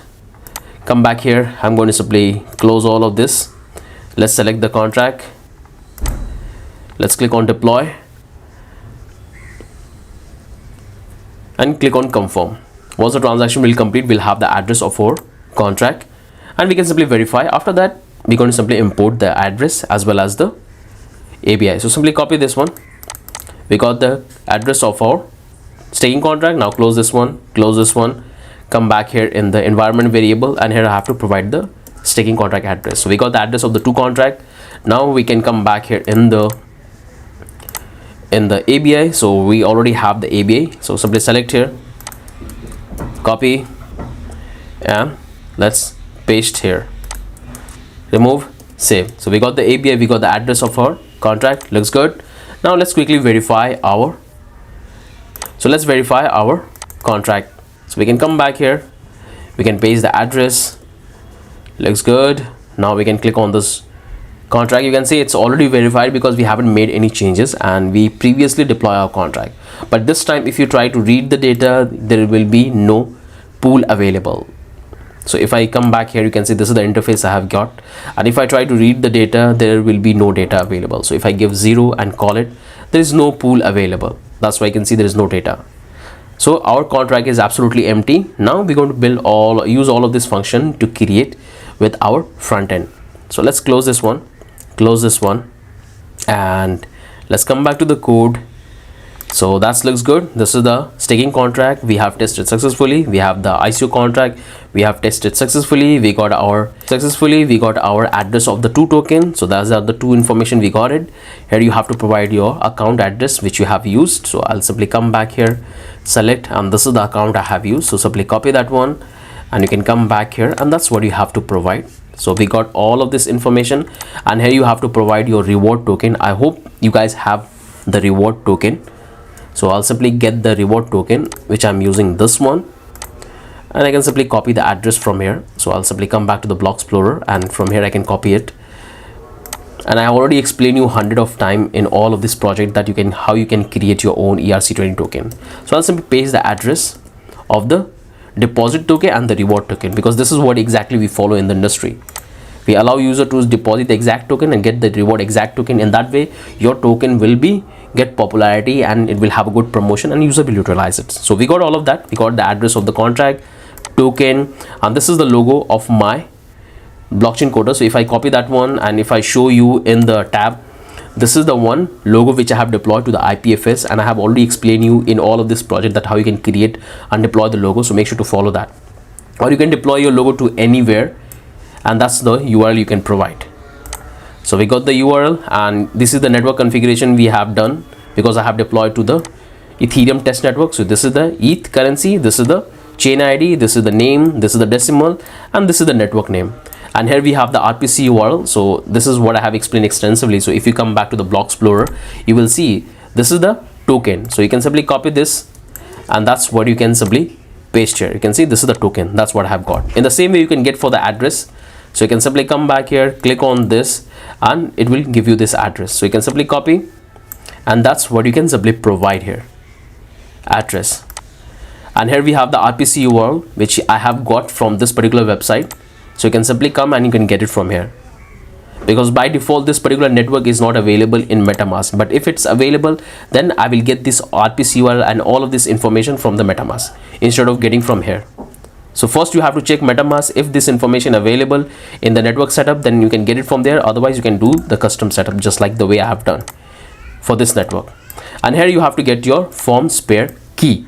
So let's get this one, then we're going to start working in our context management. So to get that, let me close all of this tab because we have done with all of these setups. Looks good to me. And now we can simply close this as well. Come back here and type FormSpare. This is a very good platform which allow you to send emails for absolutely free. So you can click on this sign in, and it will take you into your account. So I have already created my account. Make sure to create your own account, and here you will find all the project which you have created. So that's all the project I have created, and that's what you will find. So you can see this is my key which I'm using, and this is the project which I have selected. So to create a new project, you can simply click on this add new, and here you have to select So you want to create a new form or a new project. So I'll go with a new project and you can give a name. So I'll say staking Dapp. That's what I can select and click on this create project. The moment you will do that, it will create a project and there you will find all the information about your account. That's what I have. Now I have to create the form, so I can click on this create and here I have to give the name. So I'll say token staking Dapp and that's the name, and in this particular email I will receive all the email which user will send. Okay, so make sure the email which you will use at the time of create account, that's the same email where you're going to receive all the email which user will send you. So let's click on this create form and it's going to create a form for you and you will have the API key. So here you will find all the method which you can use to configure. You will have HTML, Ajax, React, HTML, file form, that's all you will have, or even you will have this button, form button. So that's what you can use it. Now you can come back to the submission. There you will have all the details when the user will send you the email. That's all you will find here. You can go to the settings and there you will find all the additional settings which you can do. You can redirect the user, but for that you have to simply upgrade, or you can add the captcha. And here we have a couple of plugins. So if you want to integrate this with the email service, email marketing provider, you can simply select that. You can select with the Discord, Stripe, that's all you can do it. But we have to simply receive the email. So once you will create that, this is the key which you need. Simply select this. Now you can come back in your code and that's what you have to provide. So we got all this environment variable, we got our contract and the token ICO contract, we got our token contract addresses, this is the URL, this is the account which I have used for deploying my contract, and this is my network setup. So all this environment variable is done. Now we are ready to build our context management because our Web3 functionality and the smart contract all is looking good. So let's close this one. Now close this one, close this one, and now we're going to start working on our context management. So first we'll start working on the constant. After that we're going to work in the index. So let's start with constant in the next video because this video is quite long. So let's move to the next video. Hey everyone, welcome back to the fourth part of our staking Dapp project. In the last part we have deployed our contract, tested our contract, and we have done all the setups. In this video we're going to write our context management code. So this is where we left in the last video, so make sure to come here. This is what we have. Open up your context file. In that we have all of this file. So first we'll start with constant. After that we'll go back to the index file. So first we have to come back here. This is what we have coded and we have deployed in the previous videos, and now we're going to start working on our context. Click here, and first thing we're going to import a couple of libraries. So let's do that. First we have to import our ether package, and that's coming from ether. It's ethers, okay? It's not only ether, it's S. Then we have to import the ABIs. So let's call this staking Dapp ABI, and that's coming from the same location, staking Dapp.json. We got the ABI, and you can see here we have all the ABI, ERC20 ABI, staking Dapp ABI, token ICO ABI. So we are importing all of these three ABI. So let's this one. Now we have to simply import the other ABI of token ICO, and it's coming from the same location, ICO.json. So we got the ABI. Now we have to simply import the custom ERC20 token ABI. So we'll say custom token ABI and ERC20.json. So we got the three ABIs and the ether package. Now we can import our environment variables. So let's call this contract. Let's call this staking Dapp, and this particular address of our contract which we have deployed and got in the last video, we are getting from our environment variable. So when you go to make the changes in the addresses, all you have to do is to change in the environment variable in all the places. So now we have to simply import process.env, and this is what we have called next public dash staking Dapp. So this is the address of our contract. If you come back here in the environment variable, click here, and this is all the addresses, all the variables. So when you want to do the changes in the ICO contract, reward token, deposit token, logo, admin address, that's all the configuration we have done here. So simply copy this one, make sure to give the exact variable name. Simply come and check that. So this is the exact variable, replicate that. Now we have to get the address of our token ICO contract. Come here, copy that and replace here. So we got the two address of our two different contract. Now we can go ahead, and now we have to import the other variables, so reward token and deposit token. So let's call this deposit token, and it's coming from our environment variable. So simply copy, and that's what we can paste here, and come back here, and we have to simply copy this, and that's what we can simply import. Now replicate this and change this to reward token. This is the logic we have applied in our smart contract. So you can reward the same token which one you are allowing user to stake, or you can simply reward different token. But in the actual world, in actual project, when we launch on a decentralized ecosystem or decentralized protocol, so we try to promote our token. So we allow user to stake the same token and get the same reward. So in that way, our project will kick off. It will get more popularity, more trading. So this is the strategy you have to apply. So we got our addresses, all of this. Now we can simply come back here and let's build a couple of utility function. So let's build our very first function which will convert any number into ETH. So let's call the export function to ETH. In that we have to simply pass the amount and a decimal point. So I will go with 18 decimal point because that's how we make the conversion. I hope you guys are familiar with way. So we got this to input. Now we can come back here. We'll take a variable called to ETH and we'll say ether dot utils format utils, and in that we have to simply pass the amount and the decimal point. In that way we can able to convert into ETH. Got it? Now we can simply return this. So we'll say to ETH and we have to convert it as a string. So that's our first utility function which will convert any number into ether. We got that? Looks good. Now we can move to the next utility function. So let's call this export const token contract. So this is going to be our native token contract which we are allowing user to deposit. It's going to be an async, and we're going to build the provider and the signer, and then we're going to generate the token object, means token contract object. So let's do that. So we'll say const provider. We'll use our ether package, new ether dot providers, and we have to call this web3 provider. And in that we have to simply pass the Ethereum object which is there in the browser. So we can get that from window.ethereum. And you can able to have this Ethereum object whenever you install any web3 crypto wallet. It's going to inject that Ethereum object in the browser, so we can get that. And that data is available in the window object. So that's why we are getting this. So once we have that, now what I'm going to do is I'm going to simply extract the Ethereum object. So let's do this Ethereum, and it's coming from the window. So I want to execute this function when there is a Ethereum object exist in our browser. So let's build a if statement. We'll say Ethereum, if it exists, then we have to simply generate the contract object. So we'll say contract object. So we'll say signer, and we can say provider dot get signer. In that way we can able to get the signer. Then we can simply come back here and we can simply generate the contract object. So we'll say contract render. In that we have to pass three information. So let's use our ether package. We'll say new ether dot contract, and it's take three argument. First is going to be the address of the token, because here we are dealing with the token contract. You can make it dynamic. All you have to do is to take the address of the token as an input, and that's what you can pass. But here we are going with the fixed value. We are taking the deposit token. I have to pass the ABI of our ERC20 token. ABI, and at the end I have to pass the signer, means the user is interacting with our contract. So we'll have that data in the signer. In that way we can able to have the contract object. So once we have the contract object, now we can simply come back here, and that's the thing we have to return, because this particular function is going to be a reusable function. We have to call in multiple places. So first we are getting the provider and Ethereum, then we are making the changes and then checking the condition and creating a contract object, and that's what we are returning. So that's the very first function. Let's move to the next one. We'll say export const, and this will be our actual contract of our staking.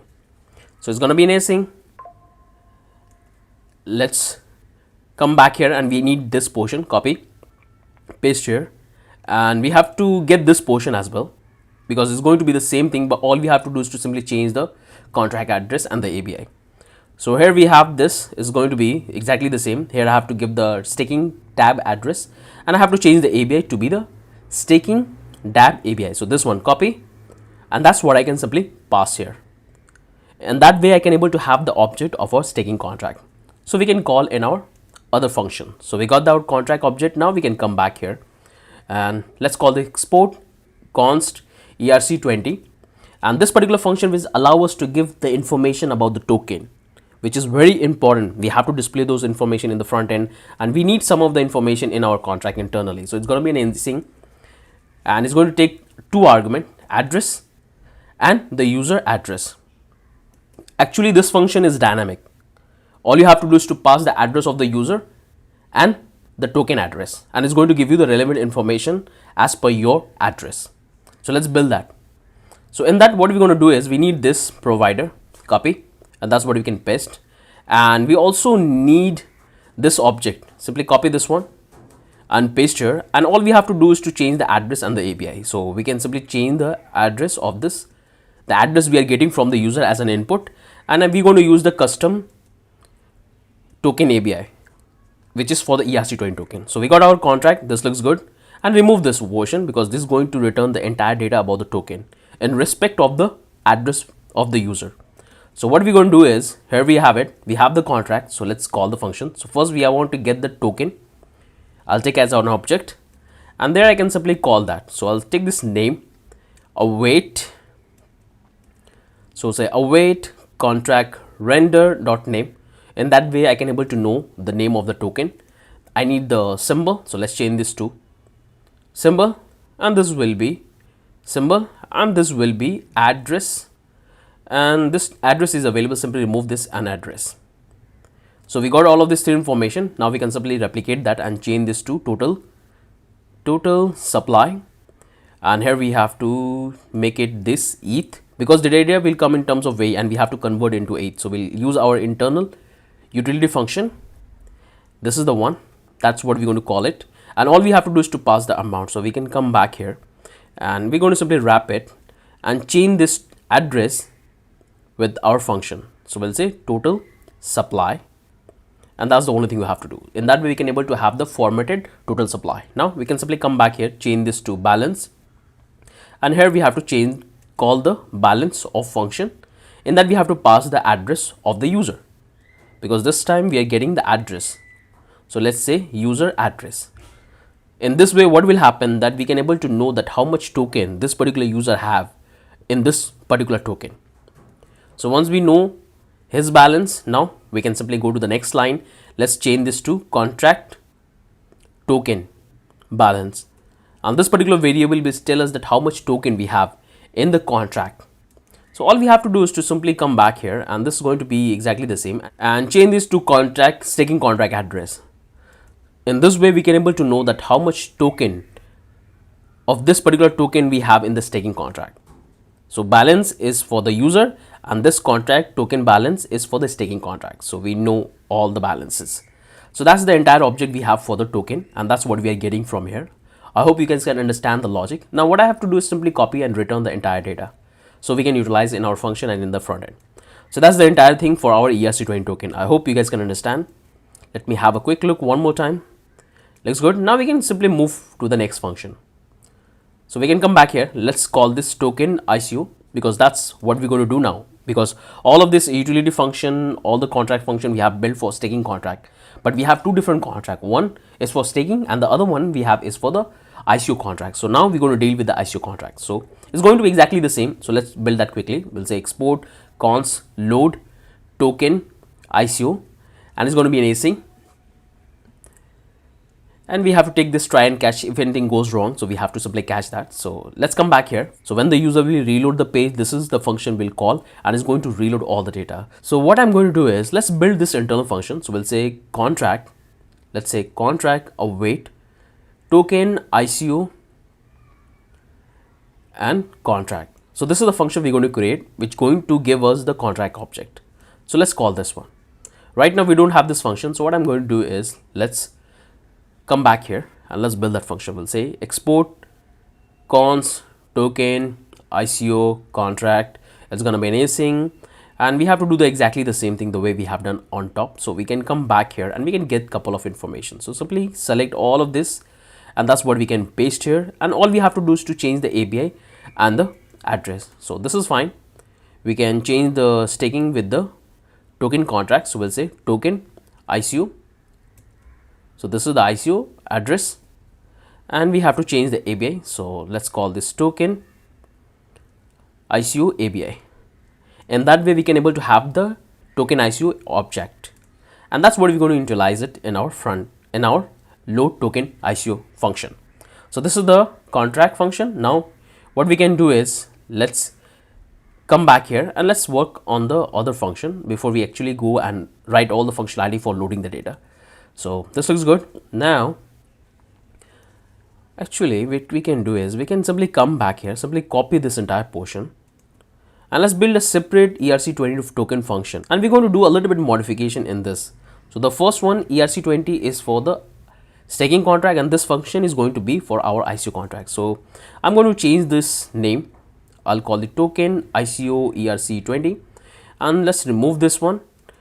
We're going to have all of this. We're going to change the address to deposit token. That's the token we are allowing user to stake and get reward. So that's what we have here. Now what I'm going to do is, this looks fine. We don't do any changes here, but we need more information.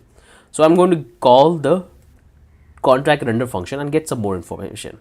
So let's do one thing. We can come here, we'll call it user address,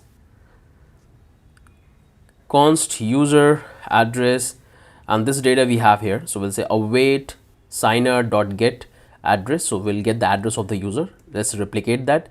Now we have to get the balance of the user. So we'll say, let's change this to native balance, and we're going to change this to get balance. In that way we can able to have the balance of the user. Now we can simply replicate this, and let's simply copy and paste here. Actually we already have the name, so we don't need that portion, we need this portion. So simply copy this. Let's copy from here, and that's what we can replace with, because we already have the name, and here we have to do the changes. So we have already provided the user address. It looks fine. In that we can able to have the balance of the user. Now I'm going to simply change this to balance. Got it? Looks fine. So these are the three data we got it, and we're going to simply adjust the format. So what I will do is, I need to do the changes in an alignment. So let's bring this address on top, because this is what I have in my data structure. So I'm just following my data structure. This is the symbol, format it, replicate this, change this to decimal, and copy and paste here for the decimal. So we got that. Now we have to simply remove this for supply, and this looks good. Now we can simply, we need the balance, so simply copy and paste here. That's also look good. And here we have this. Got it? And the rest should be fine. Let me have a look one more time. And this is our contract token balance. So what I will do, I'll simply copy this one, and that's what I will paste here, and simply copy this and simply remove this one and paste this and convert to a, let's call this to string. So we'll have a formatted balance. So that's the entire data we have for this token. Looks good. This is what all we have. All of these details we got it, and that's what we are returning at the end. And that's the only thing we have to do here in this token ICO ERC20. So we are done with this. Simply pause the video and try to understand that what exactly I have done. This is very basic. Got it? Close this one and close this one, and now we're going to start working on our load token ICO, and this particular function is going to load all the data. So our internal contract function is ready. Now we're going to simply call it. So what we can do is, we can simply come back here. We're going to simply take a variable called token address, and we can get that contract dot token address. That's how we can call it. Once we have that, now we can come here. We'll take a token details, and we have an internal function we have built in our ICO contract. So we'll say await contract get token details, and this particular function will give us all the details about the token which we are allowing user in our ICO contract. So if I take Q here, let's call this const contract honor. So we'll say await contract dot honor. So in that way we can able to get the honor of the contract. Now we can simply come here, we'll take this token sold, and we can get this data from our contract. So we'll say token sold tokens. So we got all of these details. If you come back here and go back to the contract, you will see here we have all the function we have built in our ERC20, and this is the function we are calling. All of this data we are getting, like token address, token sell price, and token sold, all of that. and that's what we are calling here. Looks good. Now we can simply come back here. Let's call this ICO token, and we're going to build our token ICO ERC20 function we have built. Is going to give us the entire extra information which we need. So let's call the function called token ICO ERC20. We got all of that. Now we can simply format the data and return it. So we'll take this variable called token and let's format that. So first is going to be the token balance. We'll say ether, utils, format units, and format ether. Format ether. In that we have to simply pass the token details. This token detail will contain all the balance, all the information about the token. So we'll say token detail dot balance, and we'll pass as a true string. So we got that. Now we have to get the name. I will say token detail dot name. Then we can simply get the symbol. We'll say token details symbol. Then we can take the supply. We'll say ethers, utils, format ether. In that we can simply pass the supply to string. Got it? Now we can simply come here and we have to simply change this to token price. Simply copy, and that's what we can replace here, token price. Now we can simply come here. We'll take this token address. We'll have this token detail dot token address. Now we can take the owner, which we already have. It's contract owner, and we have to convert it into a lower string because we have to do the comparison in the front end. So it would be better we should convert into a lower string. We'll say lowercase, and at the end we'll have this sold token. We already have it to convert into a number. So that's all the details we have, and at the end we have to simply call the function we have built. We'll call it token ICO token, the entire token object. So that's the entire data we have about our token ICO contract, including the price, honor, sold, all the information we are getting in one particular object. This is the strategy you have to follow. You should never call separate function in different places. Make one particular call, in that get all the information and distribute the data. So that looks good. Simply copy, and that's the thing we have to return here in the function. And if anything goes wrong, we have to simply throw an error so we can see what exactly went wrong. So it looks good. I hope you guys can understand. This is the entire function we have. We are getting that. We are creating an object of the data, and at then we are returning it. Looks good. Now we can come back in this particular function, and here we have to simply also, like this particular one, we can, here we have this. There's no try and catch. So let's add a try catch if anything goes wrong in this particular function. So let's do one thing. Let's minimize this one and let's take a try and catch. So we'll take this try and catch, cut this one and paste here, and let's console log out the entire error if anything goes wrong. And that looks good. And we'll say error. So that's the entire code we have to write here in the constant. So let's have a look. So this is the import we have done. We got our addresses. Like we're going to do the testing. If there is any changes need to do, we're definitely going to do that. We're going to do more testing to make more flexible and easy to interact with the data. So this is the structure which we are following, but we're going to do the little bit modification as well. So we got this utility function. This is the token contract. Then we have the actual contract, all of that. Then we have our ERC20 with all the data. Then we have our load token ICO. We're getting all of this, returning the entire object. Then we have our token ICO contract and the token ERC20. So that's all information we have. Looks good. I hope you guys have understood. So far, we are done with this. Now we're going to move to the next one, which is index. Here we're going to write all the function which allow us to write the data in the smart contract. So this is the general structure we follow in the industry. One is for read the data and the other one is for the write the data. And that's writing data function we're going to write up here in the index file. So first thing, we're going to import a couple of things. So let's do the import. We need big number and we need ether, and that's coming from the ether package.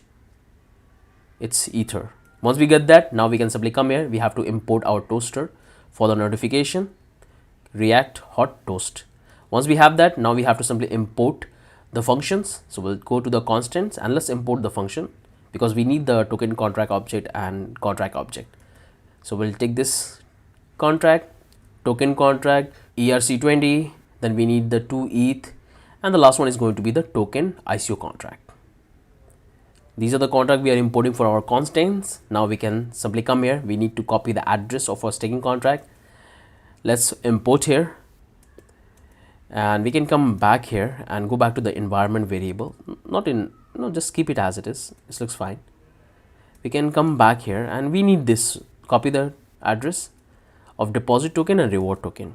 We got that, and change this to token logo, because in our environment variable we have the logo of the token, because when the user will click on add to logo, we are adding this particular image, and that's what we are importing. So this is the entire import. If we find we need to do modification and import more variables, we definitely do that, but let's go with this first. Now we have to create our notification. So we'll take this notify success. In that we need to simply pass the message. We'll call it toast success. In that we need to pass two things, the message and the duration. So the duration is going to be in seconds. So I'll go with 2 seconds. This is going to be an error. So we have to call the error method, and this will be error. So this is our notification component. It is ready. We're done with that. Now we can simply come back here and let's try to build the functionality. So let's write a couple of utility function. So first is going to be a converting time into a readable format. Let's build that particular function. So here I'm going with a regular function, or you can take a normal async function. It's absolutely fine. So let's call this convert timestamp to readable. In that we have to pass the timestamp. Then we have to build the logic. So it's very easy. I'll say date, new date. In that we can simply pass the timestamp and multiply with 1000. Got it? Now we can come back here. Let's create the entire object of the time. So we'll call it readable time. We'll take this date dot to local date string. In that we have to provide that English US, and then we have to simply design the entire date format. So first is going to be the year. I'll take this number. The second one is going to be month, is going to be 2 digit. The third one is going to be day, is going to be 2 digit. Then an hour, same 2 digit. Then minute, 2 digit, and the last one is going to be second for 2 digit. You can play around with these variables. Okay, it has multiple format, but I'm going with a simple approach. So we have that. Now at the end we have to simply return this data. So we'll say return readable time, and that's our first utility function for converting timestamp into a readable time. Looks good. Now we can come back here. Let's build another function for way converter, because this one is also important. So let's call this to way. It's going to take the amount, and we have to follow the same logic we have follow in to ether. So we'll take this two-way ethers utils parse units. In that we have to simply pass the amount and convert it to a string, and at the end we have to simply return it. So we'll say two-way into a string. So this is our way function. Got it? Now we can come back here and let's build the next function called parse error. When anything goes wrong in our smart contract, it will throw an error. So we have to format that error in such a way so we can display it to our users. So it's going to take a entire error object. Let's format that. So we'll take this const JSON parse, and that we have to pass this JSON dot stringify, and that we can pass the error message. If we have the error, it's going to give us the message. So let's build a dynamic condition. We'll say JSON reason, else we have to display the actual error message. JSON dot error message, it's dot message.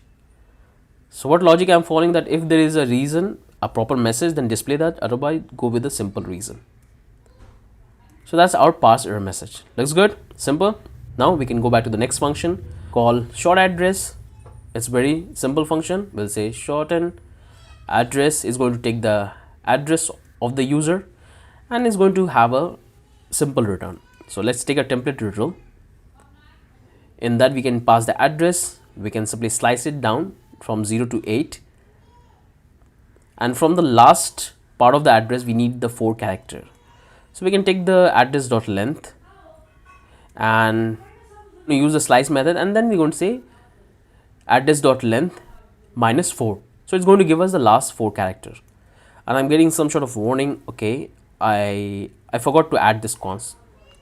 Now it's perfect. So what I'm doing here, I'm getting the first 8 character of my address, then I'm taking the address dot slice method, and then I'm passing the argument like I need to whatever the length is, just simply subtract with 4. So it's going to give us the last 4 character. So we got this. Looks good. Now we can continue ahead and let's build the next function called copy address, because when the user will click on the table, they will copy the address. So it's going to take a text, and we have this particular method called navigator clipboard write text. So we'll say clipboard write text, and let's display the notification that you have copied successfully. So we'll say notify success, copied successfully. So this is the utility function we have built. Now we're going to write the actual function. So let's come here, let's call export asyncs function, and this will call contract data. This particular function is going to fetch all the data about our staking contract, and it's going to be a little big. So it's going to take the address of the user. Let's take a try and catch. If anything goes wrong, we have to format the error. So first thing, we have to get the contract. So we'll have the contract object. Let's call the await contract. So we got our staking contract, ICO contract as well. So let's call that. So we'll take this staking token object, and we'll have this token contract. So we have taken both the contract for token as well as the staking contract, but we're going to deal with the contract object, which is the staking contract. Now what we can come here, we'll take a if statement. We'll say if address is there. If we have address, then we want to execute it and call all the functions. So let's build this if block, and in that we're going to build all the logic.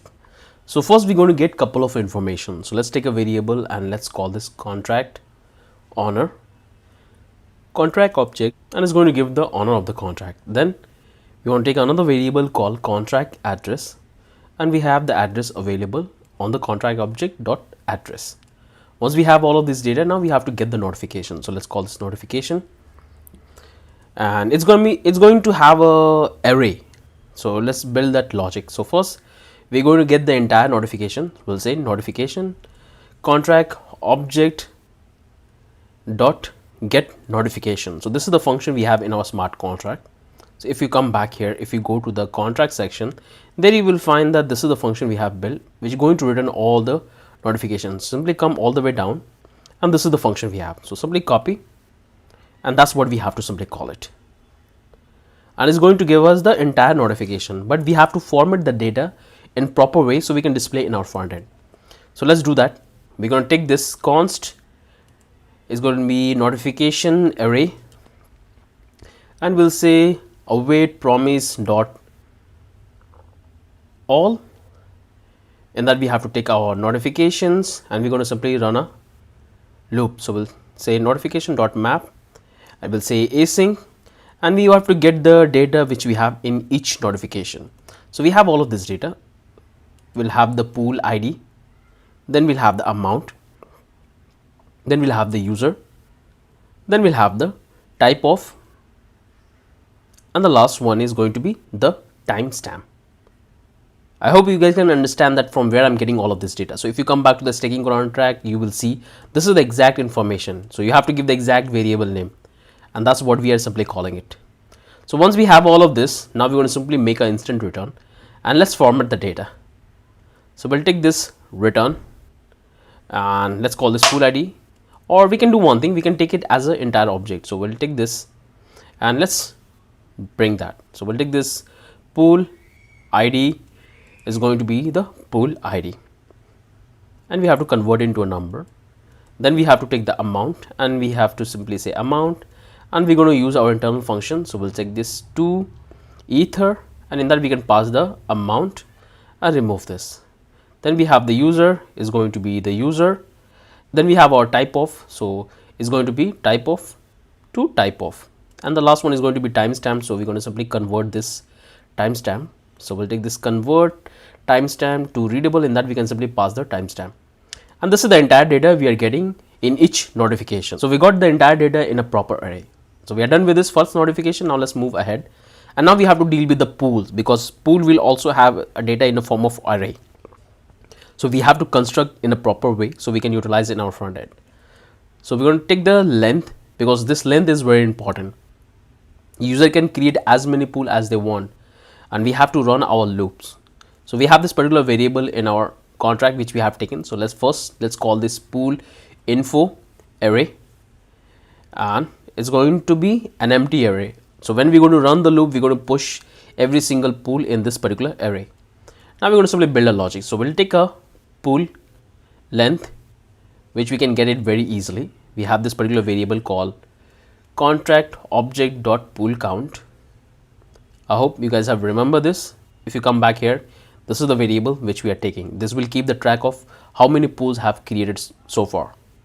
So once we have the length, let's convert that into a number. So we'll say length pool dot number. Now we can build our for loop. So we'll take this for, let I is equal to 0, I less than length, otherwise we have to simply increment it. If this condition is true, then we have to increment, and here we're going to build all the logic and we're going to make calls. So this is look good. Now we can simply come here, we'll take a variable called pool info, and this particular variable going to keep all the information about a single pool. So we'll say await contract object, and we're going to simply call this pool info, and in that we can pass the first one. So this is the one we are calling. It will keep the track of all the pools as a form of array, and that's how we're going to simply access. So we'll simply call it and pass the I. So it's going to increment every single time. So once we have the pool info, now we can simply come back here. You have to get the user info, await contract object dot user info. In that we have to pass two arguments, the ID and the address, this address. Got it? Now we have to simply get the pending reward. So we'll say pending reward, and it's going to take the same argument, change this to user reward. So got all of this data. Now we can simply come back here. Let's take a variable called token info A. So now we have to access the data of each token, token 1 and token 2. So we'll say await, we'll say ERC20. In that we can simply pass the deposit token and reward token. So we'll take this pool info dot deposit, because this pool info will contain information about all the information, and in that we have the token deposit token, percentage, reward token. So we are accessing that. So let's call this deposit token. Got it? And we can pass the address of the user. Replicate this one, and this is going to be our reward token, and change this to B. So we got the two token information. That's what we have. You can see, make sure to check the spelling. Spelling is very important. So we got this token information as well. Now we can simply come back here. We got all of this information. Now we can simply format the data. So let's come here. Let's take a variable called pool, and in that we're going to simply format the data and we're going to return it from this particular function. So let's call this. So let's come back here. Let's take this deposit token address, and let's call this pool info deposit token, and this one is going to be for the reward. Change this to reward. So we got the address of the two token. Now we can come back here. Let's get the information about the token 1 and token 2. So change this to token A, and this one is going to be token B. So deposit token and reward token. Looks good. We are got the information of the addresses and the token object. Now we have to simply get the other information like deposited. You can see deposited amount. That's what we need. So let's call the deposited amount, and this information is available in the pool info. So we'll call our formatted function. We'll say pool info. In that we can call this deposited and convert it to a string. Got it? Now we can take this percentage, the pool info dot APY, convert it to a string. Then we can take this log day, and this information is already there, called log days, convert it to a string. Now we can get the information about the users. We'll take the amount, we'll take this converter function. In that we can simply pass the user info dot amount, convert it to a string, and this one is going to be called user reward, and here we have the reward, so simply pass the user reward. Then we can simply come back here. Here we have the login tool, and that's what we can take it, simply remove it. We can use our internal function for converting the time, and we can simply pass that. So we'll take this user info and we can pass it, convert it to a number. Looks good. Now we can simply come back here. Let's pass the last reward at, convert it to ether. So we'll take this user info and this information we have here in the last reward at, like this one. Simply copy this one, and that's what we can call it, convert it to a string. So we got all of that. Looks good. Now what else we are missing? So we got all of that. We can simply come here and we can simply push this data into our pool array. So like this push, and we'll say pool array. In that way we can able to have the entire data about each and every pool along with the reward and deposit, and we are storing as a array of object. So we got all our dynamic data. Now this is the information. Now we can simply come back here. Let's take a variable called total deposit. So we have to calculate that how many token deposited by the user and how many token we have deposited as a surplus, so the user can claim the reward. So that's the difference we need to get. So we can call it, first we have to simply calculate that how many tokens user have deposited in all of the pool, not in a single pool, all the pools. So you can do it very easily. I hope you guys are familiar with JavaScript. JavaScript is really powerful, which you can use it to design your own data structure. So we can do that. We'll take this pool array info. In that we will simply call this reduce function. In that we have to simply target it. So we'll target the total and the pool. That's what we are targeting. Now we can simply come back here. We can take this return. We'll take the total plus parse float, and we can simply take this pool dot deposited amount, because every single pool will have this particular variable, and that's what we want to access and add it. And that's the only thing we have to do. This is going to return that how many tokens user have deposited in all the pools. So once we have this data, and that's data we're going to use it in the actual object. So let's come here. Let's take a variable. Let's call this reward token as an object, and that's what we can simply get it. So we'll call this await ERC20. In that we can simply pass the reward token address and the user address, replicate it, and this one is going to be the deposit token address. Change this to deposit token. We are just designing this data as per our requirement, because this is the structure we're going to use in our front end for displaying the data. So you can play around with the data, but first I would suggest you to follow the way I'm doing it. We got it. Now we can come back here. Let's take a variable called data. So we have all of the data. Now we're going to simply assign it in our data, and that's what we're going to return it. So let's do that. First is going to be the contract owner, and we already have the address, contract owner. Then we have the contract address, we already have it. Then we're going to take this entire notification. We have the entire array, notification array, and I'm going to reverse it. So we'll have the latest notification. So let's call this reverse function. It's going to simply reverse the array. Once we have that, now we can simply take the reward token. We already have it. Then we can take the deposit token. Got it. Now we can take the pool. It's an array.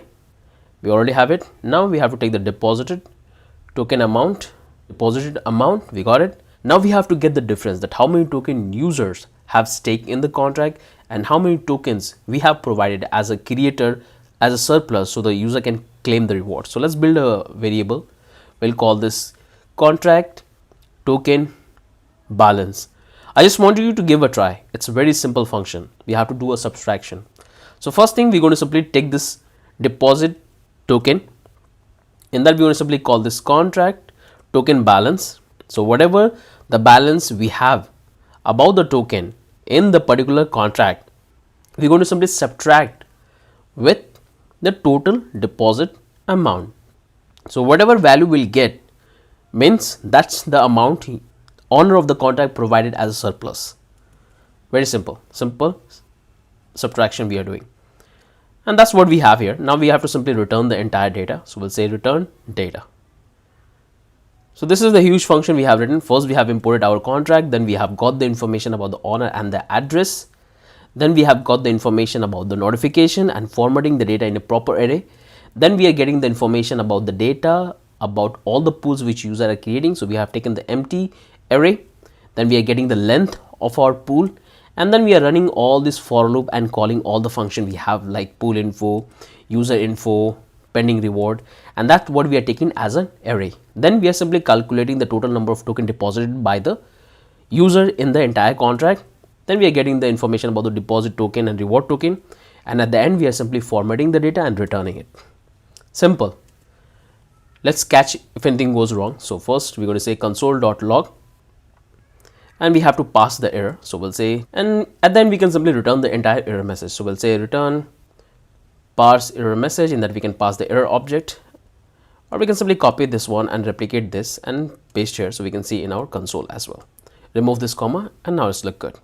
So this is the entire function. I hope you guys can understand. So let's close this one. Now we're going to move to the next function. So it's going to be a deposit one. So we'll say export async function deposit, and it's going to take a couple of arguments like pool id and amount and address. These are the three information it's going to take for depositing the token. So let's take this try and catch if anything goes wrong. First thing, we have to simply display this notification that you have called the function. So we'll take this calling contract, then we have to get the contract object. We'll say contract object await contract. We got that. Now we have to simply take the staking token object. We'll say await token contract, and the reason why I'm taking this staking token object means the token contract, because first we have to check the allowance, and that's how the contract exactly work. You cannot able to transfer the token just like that in the contract. First we have to check the allowance and approve the allowance. After that you can transfer the token in the contract.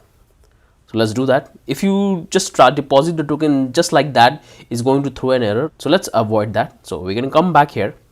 We're going to simply convert this amount. So we'll take this amount in way ether dot utils dot parse units. In that we can pass the amount and convert it to a string, and we'll call it 18 decimal point. So we got the converted price. Now we can simply come back here. Now we're going to simply take this current allowance. So we have to check that what is the current allowance, what is the status.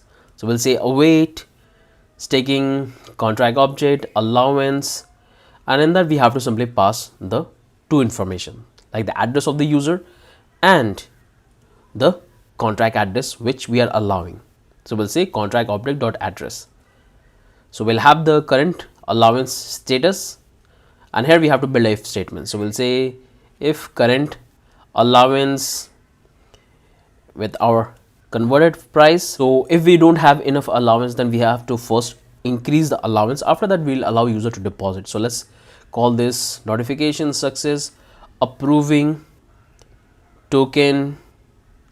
Let's call that, we'll say approve transaction await.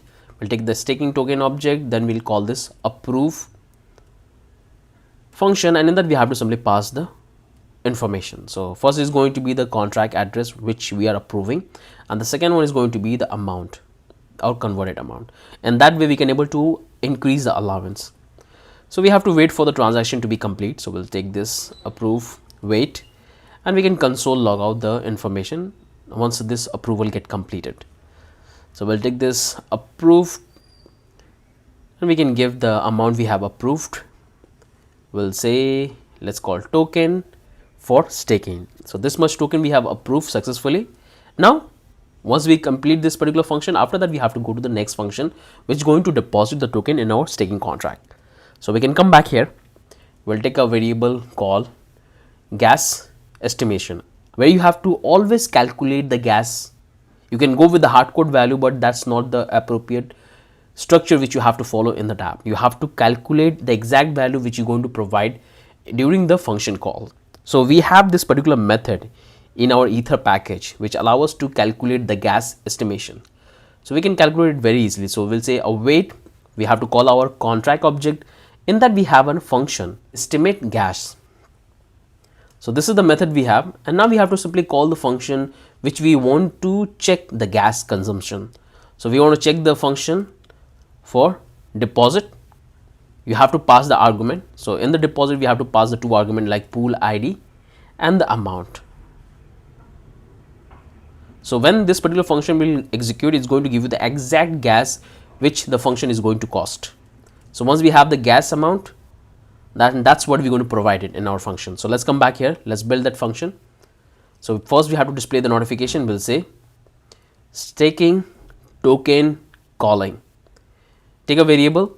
We'll say stake transaction await. We'll take a contract object and call a deposit function, and we can pass the exact variable pool ID, an amount, and our gas fee. So we'll say gas limit, and the gas estimation we have calculated. This one looks good, and that's the only thing we have to do here. Looks good. First we are checking for the allowance. If it has enough allowance, then we have to stake the token, but if it don't have allowance, we are increasing the allowance, then we are allowing user to deposit token. So that's our dynamic block we have. Once we get that, simply convert into a number. Got it? Now we can come back here and we have to simply wait for the transaction to be complete. So we'll say received, wait, we'll say stake transaction dot wait. Once the transaction is complete, we have to simply display the notification that token take stake successfully, and at the end we have to simply return the receipt. And here we have to simply build the error message. So first we're going to simply console log out the error, and we already have the function called parse error, so we can simply format that. So we'll say error message, we'll call our parse message error, and then we can pass the error object, and it's going to give us the error message, and that's what we can display in our error notification. Looks good. Got it? I hope you guys can understand that what exactly we have done. This is very crucial. You have to understand it. So we are done with this deposit function. Now let's move to the next one, which is going to be, and this particular function will transfer the deposit token. You can make it dynamic, but here I'm focusing on the deposit token. So it's going to take the amount and where we have to transfer, means transfer address. If you want to make it dynamic, you can simply take it the address of the token which you want to transfer, but we are focusing on deposit token.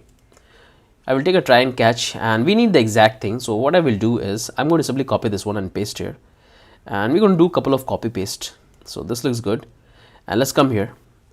We can take this notification and we'll say calling contract token. Then we can take our token contract. We'll say staking token object token contract. So we got our token contract. Now we can simply come back here and we have to convert this amount. So we'll take this transfer amount, we'll say ether utils parser, and then we can pass the amount. So once we have the converted amount which we want to transfer, now we can simply come back here and let's make the transaction. And now we have to simply do the transfer. So let's call this approve. You can call whatever you want. Transaction, we'll say await contract object.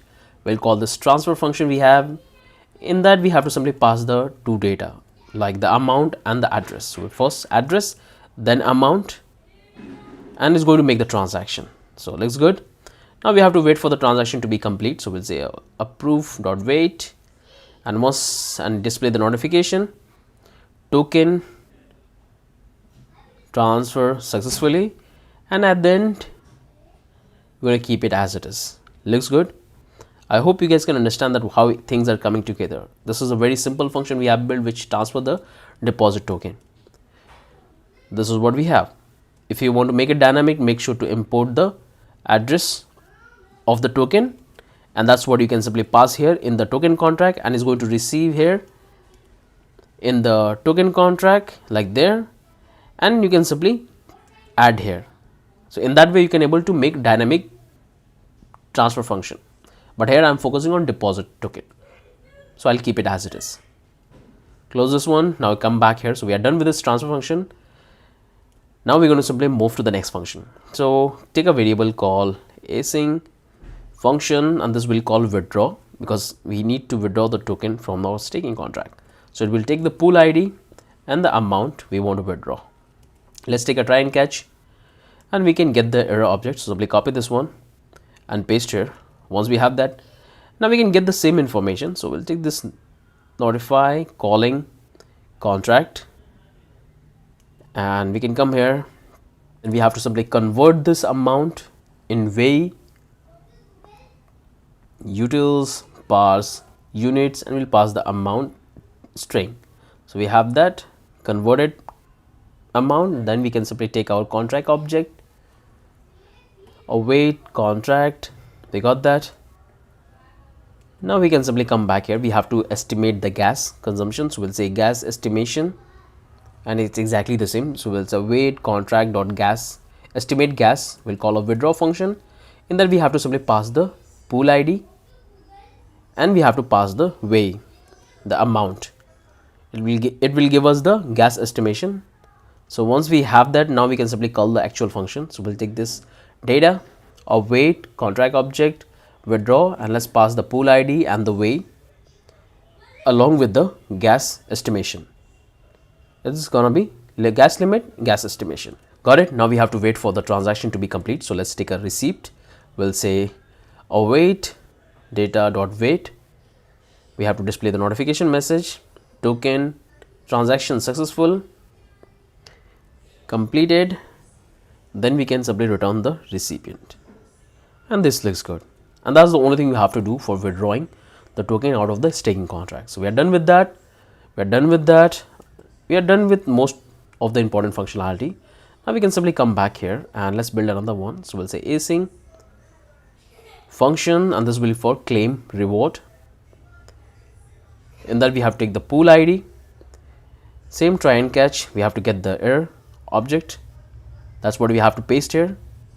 And now we can simply come back here, and we need all of this information. Simply copy this one, and that's what we can paste here. Just remove this. We got that. Now we can simply come here. Now we can come here. Let's open this one and copy this gas estimation and paste here. Change the function name to claim reward. We got that. Now we have to get the transaction object as well. So it's going to take only pool ID, no amount. And we can simply come here, and we can take this entire portion. Simply copy this here and paste here, and let's change the function. So this is going to be claim reward instead of withdraw, and we have to simply remove the amount, and that looks fine. And the rest should be exactly the same. Change this message. Let's call this reward claim successfully completed, and that's our claim reward function.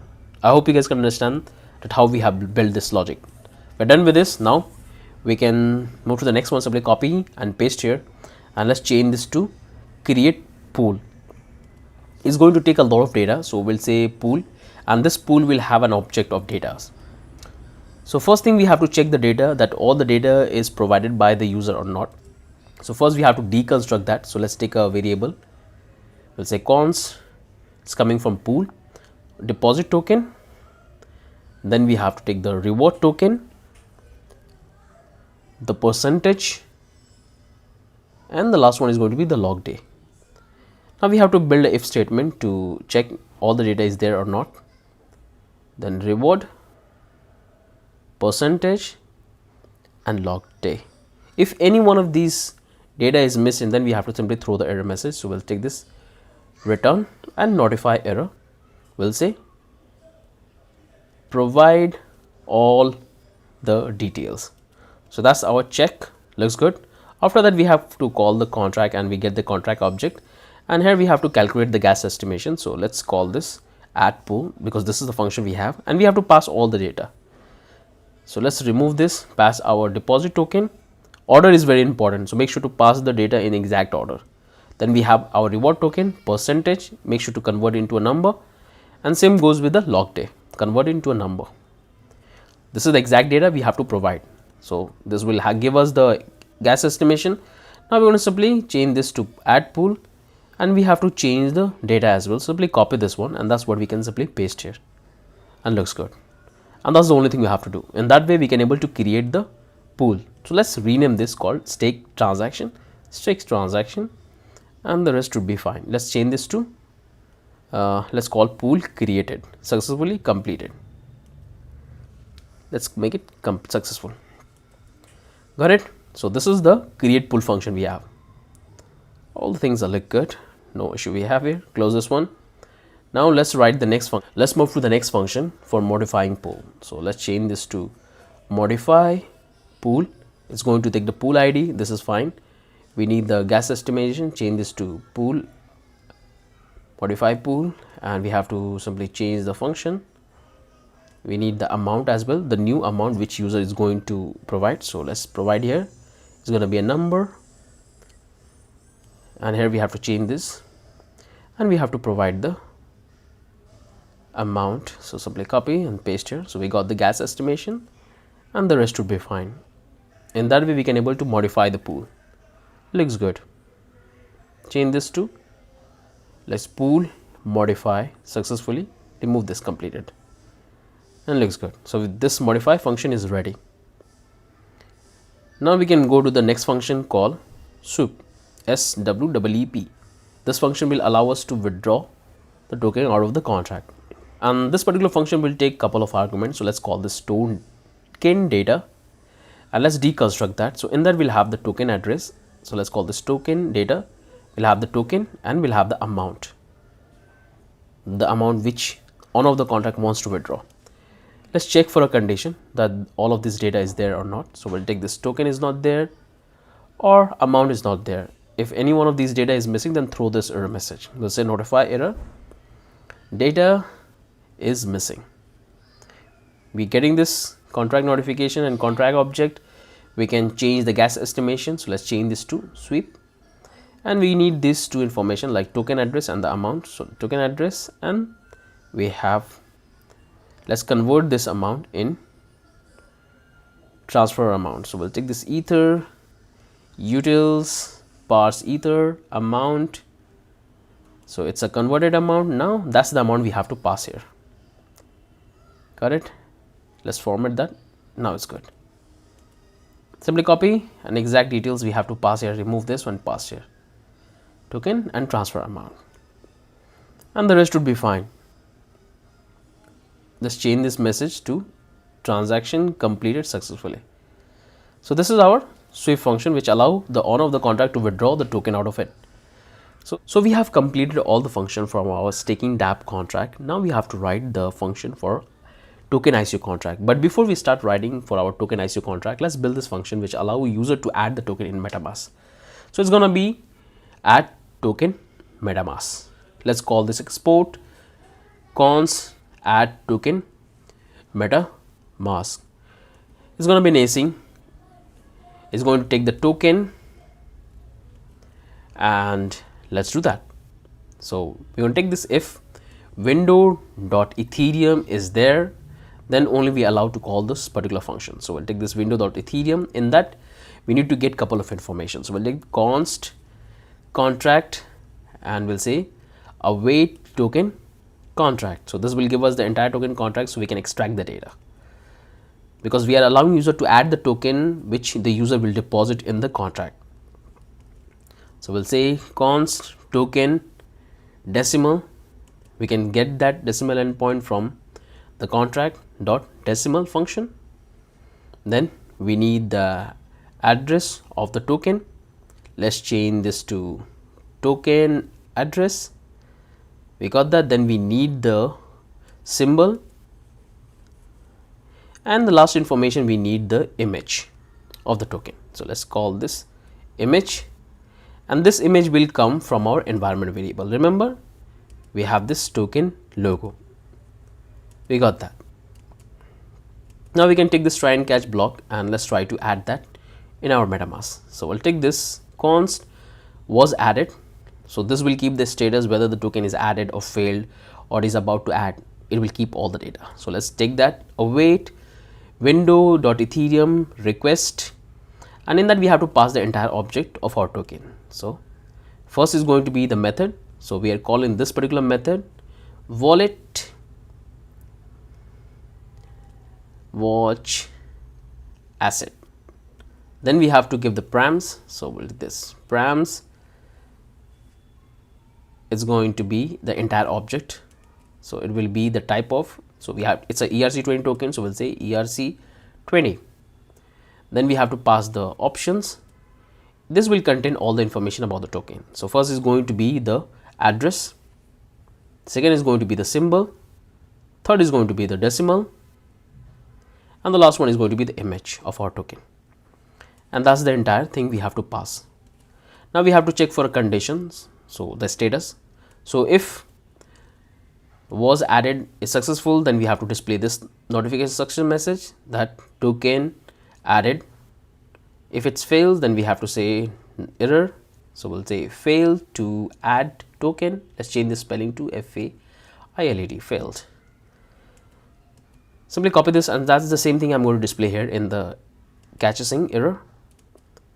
And at the end, I can display that MetaMask is not installed, because that's the thing I have to keep into consideration. So let's keep it as it is. Come here and let's call this else MetaMask is not installed. So we'll say MetaMask is not installed.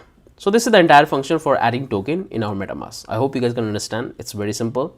We are getting the information about the tokens, decimal, address, symbol, logo, and we are making this particular request through Ethereum object, and this is the method we have in the MetaMask, and then changing the status and displaying the notification.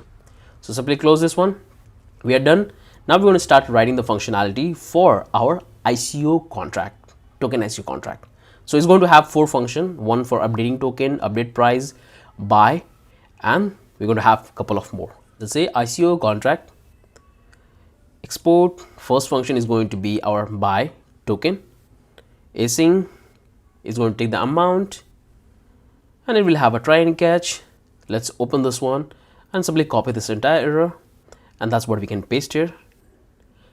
Now we can simply take our token contract, means ICO, token ICO contract. Let's say contract, we await token ICO contract, and here we have the contract object. Now what I can do is, let's simply copy and paste here, build the skeleton for other functions. So this one is going to be, for token withdraw, and it's not going to take any amount, because when this function get called, it's going to withdraw the entire token. Close this one, copy, paste here. This one is for update token, and it's going to take the new address, copy, paste, and this one is going to be the price. We'll say update token price, and it will take the price. Looks good. So this is the 4 function we have to build. So let's start with the very first one, like buy token. Now in that, what we're going to do is, first we're going to display this notification calling ICO contract. Then we can come back here.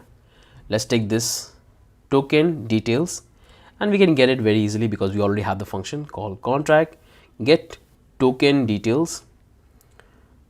This is the function we have. You can come back to the contract token ICO, and there you will find this is the function we have, token details, get token details, copy, and that's what we can simply call it.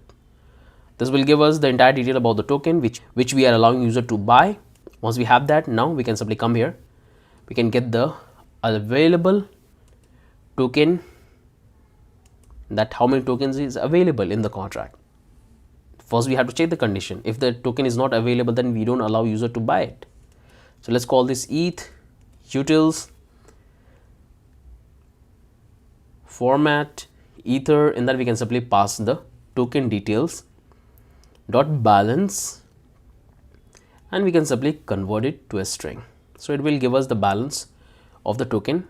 Once we have that, now we can simply build a if statement that available token, if it's greater than 1, then we want to execute it, otherwise we have to stop the transaction. So we'll take this const price, and we have to convert it. So let's call this ether utils format ether. In that we can pass the token details, token price, and we have to convert into a string. So in that way we can able to have the price, and we have to multiply with number of token which user wants to buy. So let's do the multiplication. So let's come here, do the multiply, and we'll convert into a number. In that we can pass the amount. So in that way we can pass the actual amount, that how many user wants to purchase, and we'll have the exact price. We got it. Once we have the price, now we can simply come here, let's take this pay amount. Now we have to convert this amount, utils parse units, and in that we can simply pass the amount, not amount, we have to pass the price and convert it to a string, and we'll call it ether, not ethers, ether. In that way we can able to have the amount which user will pay for buying the token. So when we have the pay amount, now we can simply build a condition for the transaction. So we'll say transaction await contract, we can call this buy function. In that we can simply pass the details, number of token which user wants to take it, and is going to take the value. We'll say value means the money which user will pay, and convert it to a string, and we have to declare a gas. So here I will go with the custom gas, because I tried with the dynamic one, it was throwing error. So let's go with this hardcode value. We'll say hexlify, and this particular value is perfect when it's come to buying the token, 60 after 8. So this is our transaction. Now we have to wait for the transaction to be complete. So let's build this receipt, and we'll say await transaction dot wait. Then we have to display the notification, token transaction successfully completed. Then we can simply come back here, return the entire script. Let's go ahead, and we have to keep that in consideration about the else block as well. So let's take a else statement. If the token is not available, then we can simply display the error message. We'll say notify error insufficient, like token balance is low than expected. Looks good. And at the end we want to simply return the simple text. So let's copy and call it string script, and that's our buy function. I hope you guys can understand. It's very simple. We are checking for the supply, then we are making the transaction and converting all this. Very good. Now we can start with the withdrawal function. Simply copy this one, and that's what we can simply paste here, notification, and simply change, let's keep it, come back here, and here we have this. Simply copy this one, because we have to check whether the token is available or not. So simply copy, and that's what we can call it. Now we have to check the if block, so simply copy all of this, and that's what we can paste here. Now we're going to simply change this. So this is fine. We have to remove the price, this section, remove it, and we have to make the transaction only. So here we're going to simply call the withdraw function, this particular one, withdraw all token, copy, and that's function we have to call it. Remove all of this data, and the rest should be fine. It's going to simply withdraw the fund out of our ICO contract. Got it. Close this one. Our withdraw function is done. Now we can start working on our update token. So first we have to check whether the token address is available or not. So let's build the if statement. If address is not there, then we can simply throw the error message like data is missing. After that we can simply perform the transaction. So let's come here. I can simply come here and grab the same details from here. So simply copy at this portion and paste here, and we can come close this one. We need this gas estimation as well. Simply copy, and we can simply paste here. So we got our gas estimation and all of this data. Now let's change the functions. Come back here, and this is the function we have, update token, copy, and that's what we can call it here. And here let's copy the address and paste here, and change this and paste the address here as well, and this is fine. Let's replace the address here, and we have to update the gas estimation, and the rest to be fine. This looks good. Now we can simply take the gas estimation and change it here. Now this function is ready. This will allow us to update the address of the token in the contract, and the rest should be fine. Just keep it as it is. Simply copy this one. Now we have to build the Rust function. Let's paste and check for price is available or not. Simply copy and paste here. Now we have to do exactly the same thing. So let's build this pay amount, and we have to convert this amount, and that's what we have to pass in the function. So we'll say parse unit, in that we'll say pi ether price to string, and it's ether.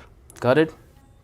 Now we can simply come here and simply copy this portion and paste here. First we have to change the function name. So let's come back to the contract, price, and paste here in two places. Once we're done with that, now we have to simply change the price and change here as well, and the rest should be fine. Looks good. So this is our entire function for updating the price. So we are done with this entire index file. We have imported all of these functions and the libraries. Here we have the environment variable, notification, and this is our utility function for converting time, way, parse error, short address, copy address, and here we have the other function like contract data, deposit, transfer token, withdraw, claim reward, create pool, modify, we have sweep, we have add token metamask, buy token, token withdraw, like update token, update price. So all things looks good. We're done with that. Simply close all of this open file. This is also look good, this is also look good. And if we find that we need to do any modification in the functions, we can do that as per our requirement, but this is the structure we are following. So remove this one, remove this one, remove this one. So we're done with this. Now we're going to simply come back to the pages, go to the app.js, and here we have to do the configuration of our wallet providers, which is going to add multiple wallet, and that's the setup we're going to do. So that's the only thing I want to cover in this video. In the next video, we're going to start working on our crypto wallet, and we're going to build a couple of components in our front end. So let's move to that next video. Everyone, welcome back once again to our staking Dapp project. In the last video, we have built all the functionality which allow us to communicate with our smart contract. Now we're going to start working on our front end, and we're going to integrate our crypto wallet, and we're going to build a couple of components. So let's start working straight away. So this is where we left in the last video. We have worked on our constants. We work on our index file with all the functionality. So if you haven't watched, make sure to watch the earlier videos. Now we're going to start working on our app.js and build our crypto wallet setup here. So let's close this one. First thing, we're going to simply import a couple of things. So first thing, we have to import our toaster because we have to display our notification which is happening in our contract. So it's coming from React hot toast. Then we have to import our merge, our wallet. So we'll take this load slash and there. Once we have that, then we have to import our CSS file. We'll say Rembo get, and we have to import the style file CSS. So we got this CSS file. Now we can come back here. We have to import a couple of things from Rembo. So we can simply import, the first one is going to be get default wallet. Second one is going to be called Rembo get provider. Third one is going to be dark theme, and we'll have the midnight theme. So these are the four things we are getting from our Rembo get. Got it? Now we can come back here. We have to simply import few things. So it's going to be from wing, and there I want to have our chain config chain, and we'll have create client and our wing component config. So this will allow us to communicate with the blockchain, and these methods are really powerful. We have multiple methods, but we need only these three: chain, configure chain, create client, and wing config. Now we have to import, and this data is coming from our wing slash provider. And right now we have multiple providers to interact with the blockchain and connect. So we can see that we have WAGMI, Coinbase Node, Infura, JSON RPC, Publix. But we'll go with the JSON RPC, which is very easy. And you guys are beginner, that's why I don't want to create more complication. So just go with the basic one, RCP. In that we have to simply get this JSON RPC provider. So this is the method will allow us to communicate with the blockchain. All we have to do is to simply provide the RPC URL, and we are ready to interact with the blockchain. Got it? All of these imports we have done.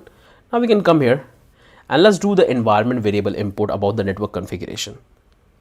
So let's call this network setup. So first thing, we have to get the RPC URL. So let's call this HOLESKY, and this data is coming from our environment variable. So we can come back here and I will simply copy this one and paste here, and let's change the data. So this one be HOLESKY, and now we can simply import it, replicate that, change this one is going to be the explorer, this one is going to be the chain ID, this will be the currency, and this one will be the decimal, and this one is going to be our name, and this one is going to be the network. These are the variable you have to provide no matter which network you are deploying your contract and launch your application. You have to provide the exact variable right up here in our environment variables. So we have deployed our contract to Ethereum test network. So this is the entire setup I have done for Ethereum. So we have to simply change. So we have done with the currency. Now simply copy the chain ID and chain ID. Then we have to get the network name and we have to call it network name. Then we have to get this decimal. This is the network. Then we have this explorer, copy, and this is the explorer. And last one is going to be our RPC URL for the blockchain. So make sure to provide the exact relevant information for that particular blockchain and your application will work absolutely fine. So we got all of this environment variable. Simply copy, check the spelling, decimal, this is the name, and this is the network. Looks good. Network. So we got the environment variable. Now we can ready to build our connection. So let's come back here. Come here. We're going to simply call this network, and let's build our chain configuration first. So we're going to say chain, and it will take the provider, and here we have to build that. So we'll call this configure chain, and it's going to take an array of objects. So first take the array, it will have an object. So first thing is going to be the ID, the chain ID. It should be in a number. Then we have to take this net name. Then we have to take the network. We'll have the network. Then we have to take the native currency, and it's going to have an object. It will take the name. Then it will take the symbol. Then it will take our decimal endpoint.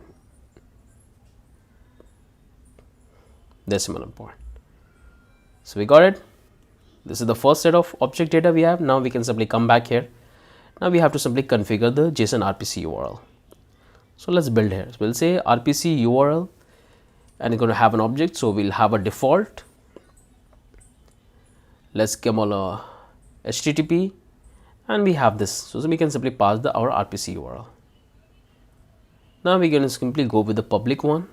It will have the same data, HTTP, and we'll have our RPC URL.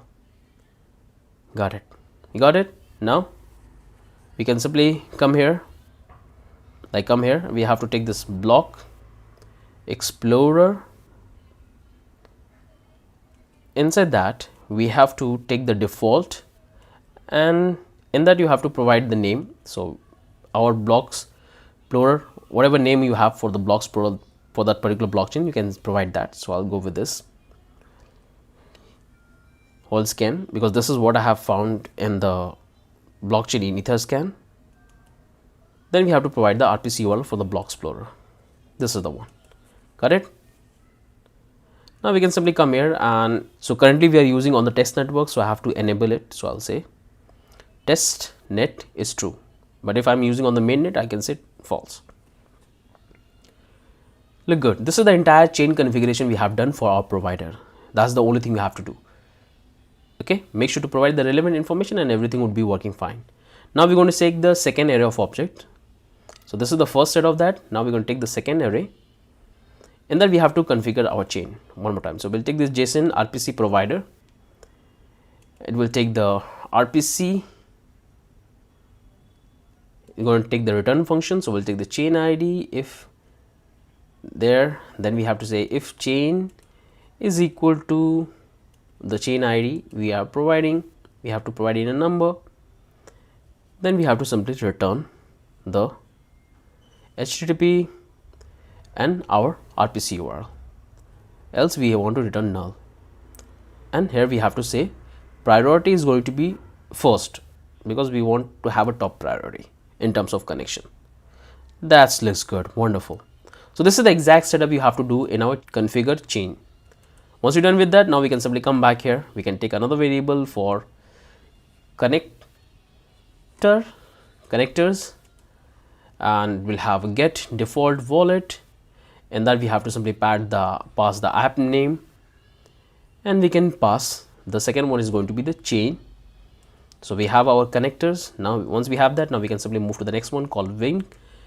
We have Wing client, and here we can simply create our clients. We'll say create client. In that we can simply pass our auto connector true. Then we'll say connectors, we already have it, and we'll have a provider, which is already we have done the setup. So we'll have in that also. So we are set with our Wing client. Now we can come here and we can simply do the changes in our theme. So we'll say my theme. In that we can simply provide our custom color. So we'll go with the midnight theme, and let's do that. So if you want to change the color, you can change that very easily. So I'll go with this one because this is the one branding color we are using. So ascent color, and this is the one we have 562C7B, and we have the ascent color for background is going to be white. So that's our theme. All the setup we have done. This is the import. This is the import of the libraries. This is our environment variable. This is the provider. This one is the connector. This one is our Wing client and theme. Now we are ready to simply wrap our application with our wallet provider. So we can simply come back here. We'll take a Wing config. In that we can simply pass the client. So it's going to be our Wing client, and close this one, and we have to simply cut this and put inside this so we can able to have the access. Now we have to simply build our Rembo kit provider. In that we have to pass the chain ID and the theme. So it will take the chains and it will take the theme, the custom theme we have built. So we'll say my theme and simply close this one and cut this context and paste here component, and that's the only thing we have to do. Now we can simply import our toaster. So we can display the notification, and that's the entire setup we have done. Looks absolutely incredible. I hope you guys can understand that what exactly we have done. This is the exact setup you have to do no matter which network you are deploying. All you have to do is to simply change the variables for the networks, RPC URL, currency, and everything would be working fine. So that's the entire setup we have to do here in app.js. Looks good. Now we can simply come back here. Now we can simply go close this one, and now we can start working on our pages. So open up your terminal and let's test everything. So let's simply type npm run dev to check that the configuration we have done is working or not. So simply copy this RPC URL 3000 and paste in a new tab and hit enter. Okay, I'm getting this error. So somewhere I have called chain instead of chains. That's why I'm getting this error. So I know the problem. So maybe we have done here in the problem. So simply close this one, come back in the app.js, and here we have the issue. So here, okay, it's chains, not chain only, S. Now it will work fine. Save it, and now you can see everything is working fine. So we have done the entire setup for our wallet. Looks good. Now we are ready to start working on our page and components. So let's come back to the home page and let's quickly import all the components. Let's quickly import. So first we are going to take this use effect and use state. Then we have to simply import our account, which is coming from Wing. Then we can simply do the internal import of the component. So let's call import, and it's coming from the component directory index. First is the header, hero section, then footer, pools model, withdraw model, withdraw. Then we have partners, statistics. Then we have token loader, notification, ICO cell, contact, and arcs. So these are the components we are importing. You can see we have no issue, everything is look good, and we have done the entire import of the components. Good. Now we can simply import the functionality we have built, because we need couple of functions we're going to attach here. So let's do that. So it's coming from our context/index. So first is going to be the load data, means contract data. Then we're going to have this deposit, we'll have this withdraw, and we'll have this claim reward. So these are the function which you're going to have in the home page, and we'll also have a function of adding token in Metabase. So we got all of this function, looks good. Now we can simply start importing the component. So first we're going to work on two components in this video. So we'll start working on header and footer. So let's import the header and import the footer. So this is the two components we're going to work on in this video. So if you check, we have imported both the components, looks good. Got it? Now we can come back to the code. Let's make it side by side so we can see what exactly we are working on. So we are getting some sort of error. I think I have provided 2 extra dots, so remove this one, and now it's good. Now we're going to start working on our header component. I hope you guys have understood. We have finally completed the entire project. Close this one, close this one, close this one, close this one, close this one. So all you have to do is to simply change the environment variable, get your staking contract address, ICO contract address. You have to provide your deposit token and reward token. You have to get your logo. Here you have to provide your admin address, and this is the network configuration you have to do. So we are testing. Here you have to provide the network configuration. So I'm doing on Ethereum. That's what I have provided, and you have to get your own FormSpare API key. So if you come back here, you can simply type and go back to the blockchain coder. There you will find all the resources about this particular project. So click on this and you can come back to the source code section. There you will find all the project we have built on the channel. So all the resources about this particular project and the startup file and the final code is also given. So you can simply click here, recent project, and this is the one. So click here, and here you will find all the resources. So you can simply watch this video. So when you will get the final source code. So in this video I have explained that how you can do the setup when you will get the final source code, but as long as you are following the complete project, it will explain you everything in that. So we have completed the entire project. I hope it's making sense to all of you guys, and you guys have understood every single logic we have implemented in the project. Still, if you have any question, any doubt, do let me know in the comment section, and try to rewatch the contract, try to rewatch and rebuild the project if you not understand any part, because understanding is very important. So try to understand.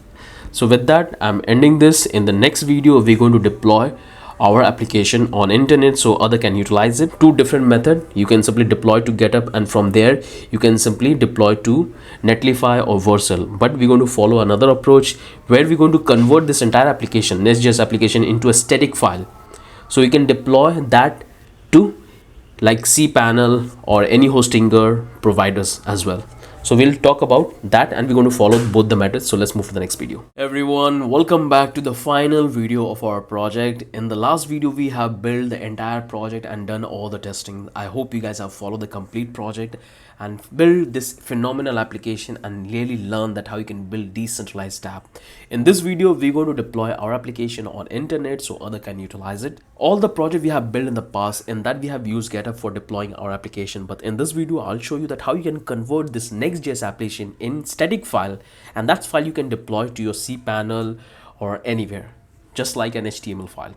So this is what we have coded. I hope you guys have followed it. Now we can start working and converting our file into a static file. So this is what we have now. You can see this is the entire environment variable of our project. You don't need to do anything in here. Make sure to follow the complete project. You will understand everything. Now we can come back to the contract, and I want to show you a couple of things. So this is the entire contract we have coded. This is the entire context management we have built. This is the entire component we have built together in the project. Now what we have to do is make sure to follow the complete playlist. There you will find all the things. So we have more than 10 videos in this particular playlist in which we have built this phenomenal application. Good. Now looks perfect to me. Now I can come back here, and we have to do a little bit changes in our package.json file so we can able to generate our static file. So we can come back here, and here we have multiple commands. So we have already tested the development.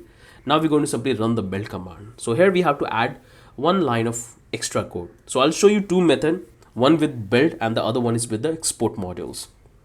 So let's start with the build module first. So we'll say and next build. It's going to generate the output folder for us, which we're going to simply deploy to our application, means the hosting platform. That's the one thing you have to do. Now open up your terminal, and now we have to simply run the build command, npm run build. And this particular command is going to convert the entire application into a static file. So it's doing the work, just wait. And here you can see it's completed the entire file into a static file and looks absolutely perfect. You simply ignore this warning. It's just a JavaScript warning file. And here we have finally the process is completed. Now, once you will successfully complete the conversion and generating the static file, you will get this particular out folder. In that, you will have the entire code of your project which we're going to deploy. So you will see we have this 404 page. It will automatically generate. We have the HTML, CSS, images, JavaScript. Here we have the active page. Perfect. Save it to format. I'm using Prettier in my VS Code. That's why the moment I'm saving, it's getting formatted automatically. We have the admin, save, and it will be formatted automatically. You can see this is the HTML. And this is all the images we have. So we are done with this. Now we have to simply deploy this particular folder to our hosting provider. I'm going to deploy to Netlify, but you can do exactly the same thing on your cPanel. So simply copy and paste in your cPanel. So this is the folder we're going to deploy, and sometime you won't see this particular folder because you have that default setup in your VS Code. So to change the setup, you can simply come back here, go to the settings. There you can come and type file. There you will find all the files which you have hidden. So I have hidden all of this files, so that's why files are not reflecting here. And these are my important files, so that's why I'm hiding and not displaying. So make sure if this out folder is hidden, make sure to simply remove it from here and select it and click on this. So it will remove and it will be visible. And this is the folder we're going to deploy. So let's minimize this one. Now we can simply open our browser, open a new tab and type Netlify. Netlify. I hope you guys know what is Netlify. Click on the very first link and make sure to create your account. Try to create your account through GitHub so you can easily able to import all the project which you have in right up here. But I already have my account, so I'm going to simply log in. And here I'm back into my dashboard and you can see all the project which I have deployed. So these are the project we have built in our complete blockchain development course I have. Make sure to check that. There we have built all of the project and that's what I have deployed. Simply click here and here you will have three options. You can simply import from GitHub. You can simply start with template, or you can do the manual deploy where we have generated our static file. So I can simply click on this deploy manually, or you can click on this import from GitHub and it will give you three options. You can go with GitHub, GitLab, Bitbucket and this DevOps.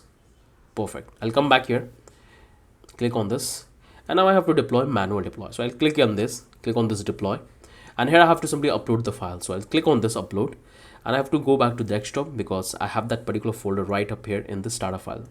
Open this one and this is the folder I have. This is the out folder. Select this one and upload. Click on upload and don't reload your page. Just wait. Once it will deploy successfully, it's going to reflect in your dashboard. So it's uploaded and here you can see the files are uploaded successfully. It looks absolutely incredible. All the things are completed. Now you can simply click on this open production deploy and you will see that our application is working absolutely fine. And here we have. You can see somehow our background color is not working, and that's the problem we have. When you generate the static file, some of the web packs has a different configuration, because generally in HTML what happened, we have a body tag, inside that we have all the tag, but in Next.js application it's not compulsory that you have to add the body tag. So when you're going to deploy as a Next.js application, in that it will not create any problem, but when you're deploying as a static file, you have to do a little bit changes. I'll show you. Everything is working fine. You can simply reload the page, you can cut, and you can come back here and you can access the URL from here as well, and it will open the same file.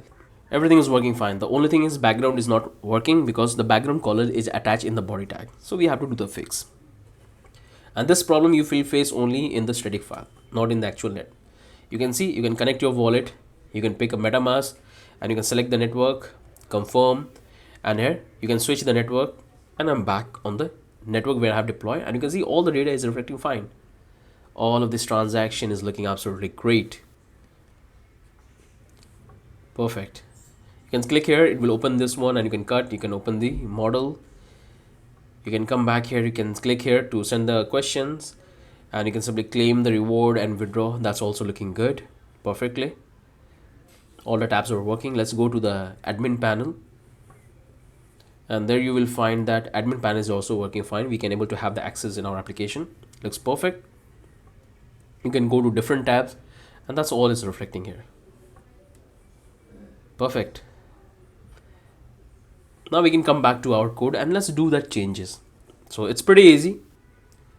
I hope you guys can understand that why we are having this issue, because when you generate static file, we don't have the body tag, and the project we have built in that we haven't included the body tag, but that body tag need the classes. So we have to do the changes. So we can simply come back here and let's come back to the style, and there you will find all the classes we have applied. And I'm going to add one more class. So let's come back to the pages, go back to the activity and admin. You can go to any pages, and here you can see that we are taking this fragment. So we're going to simply convert it into a div, and we're going to add a class, a background class. So let's do one thing. We can simply close this one, make on the big screen, and let's clear our terminal. And first let's run the development environment. So we'll say npm run dev, and you will see it will work absolutely fine. We have no issue in the development environment. We are having the classes perfectly apply because we are using the Next.js way of adding the classes, and everything is looking good. There's no problem, but we have a problem in the static file because there is no body tag. So we have to simply convert it. So you can click and you can redirect to different pages. Got it? Let's come back to the code, close this one, close this one, close this one. Now we have to simply come back to the page, go back to the index page, and here I have to add a div and the class. So let's call this div. It will have a class, and we have to add the class. So let's come back to the style and let's add a class here. So let's go on top. This is all the classes we have applied. Let's come here. We'll take a that body background color.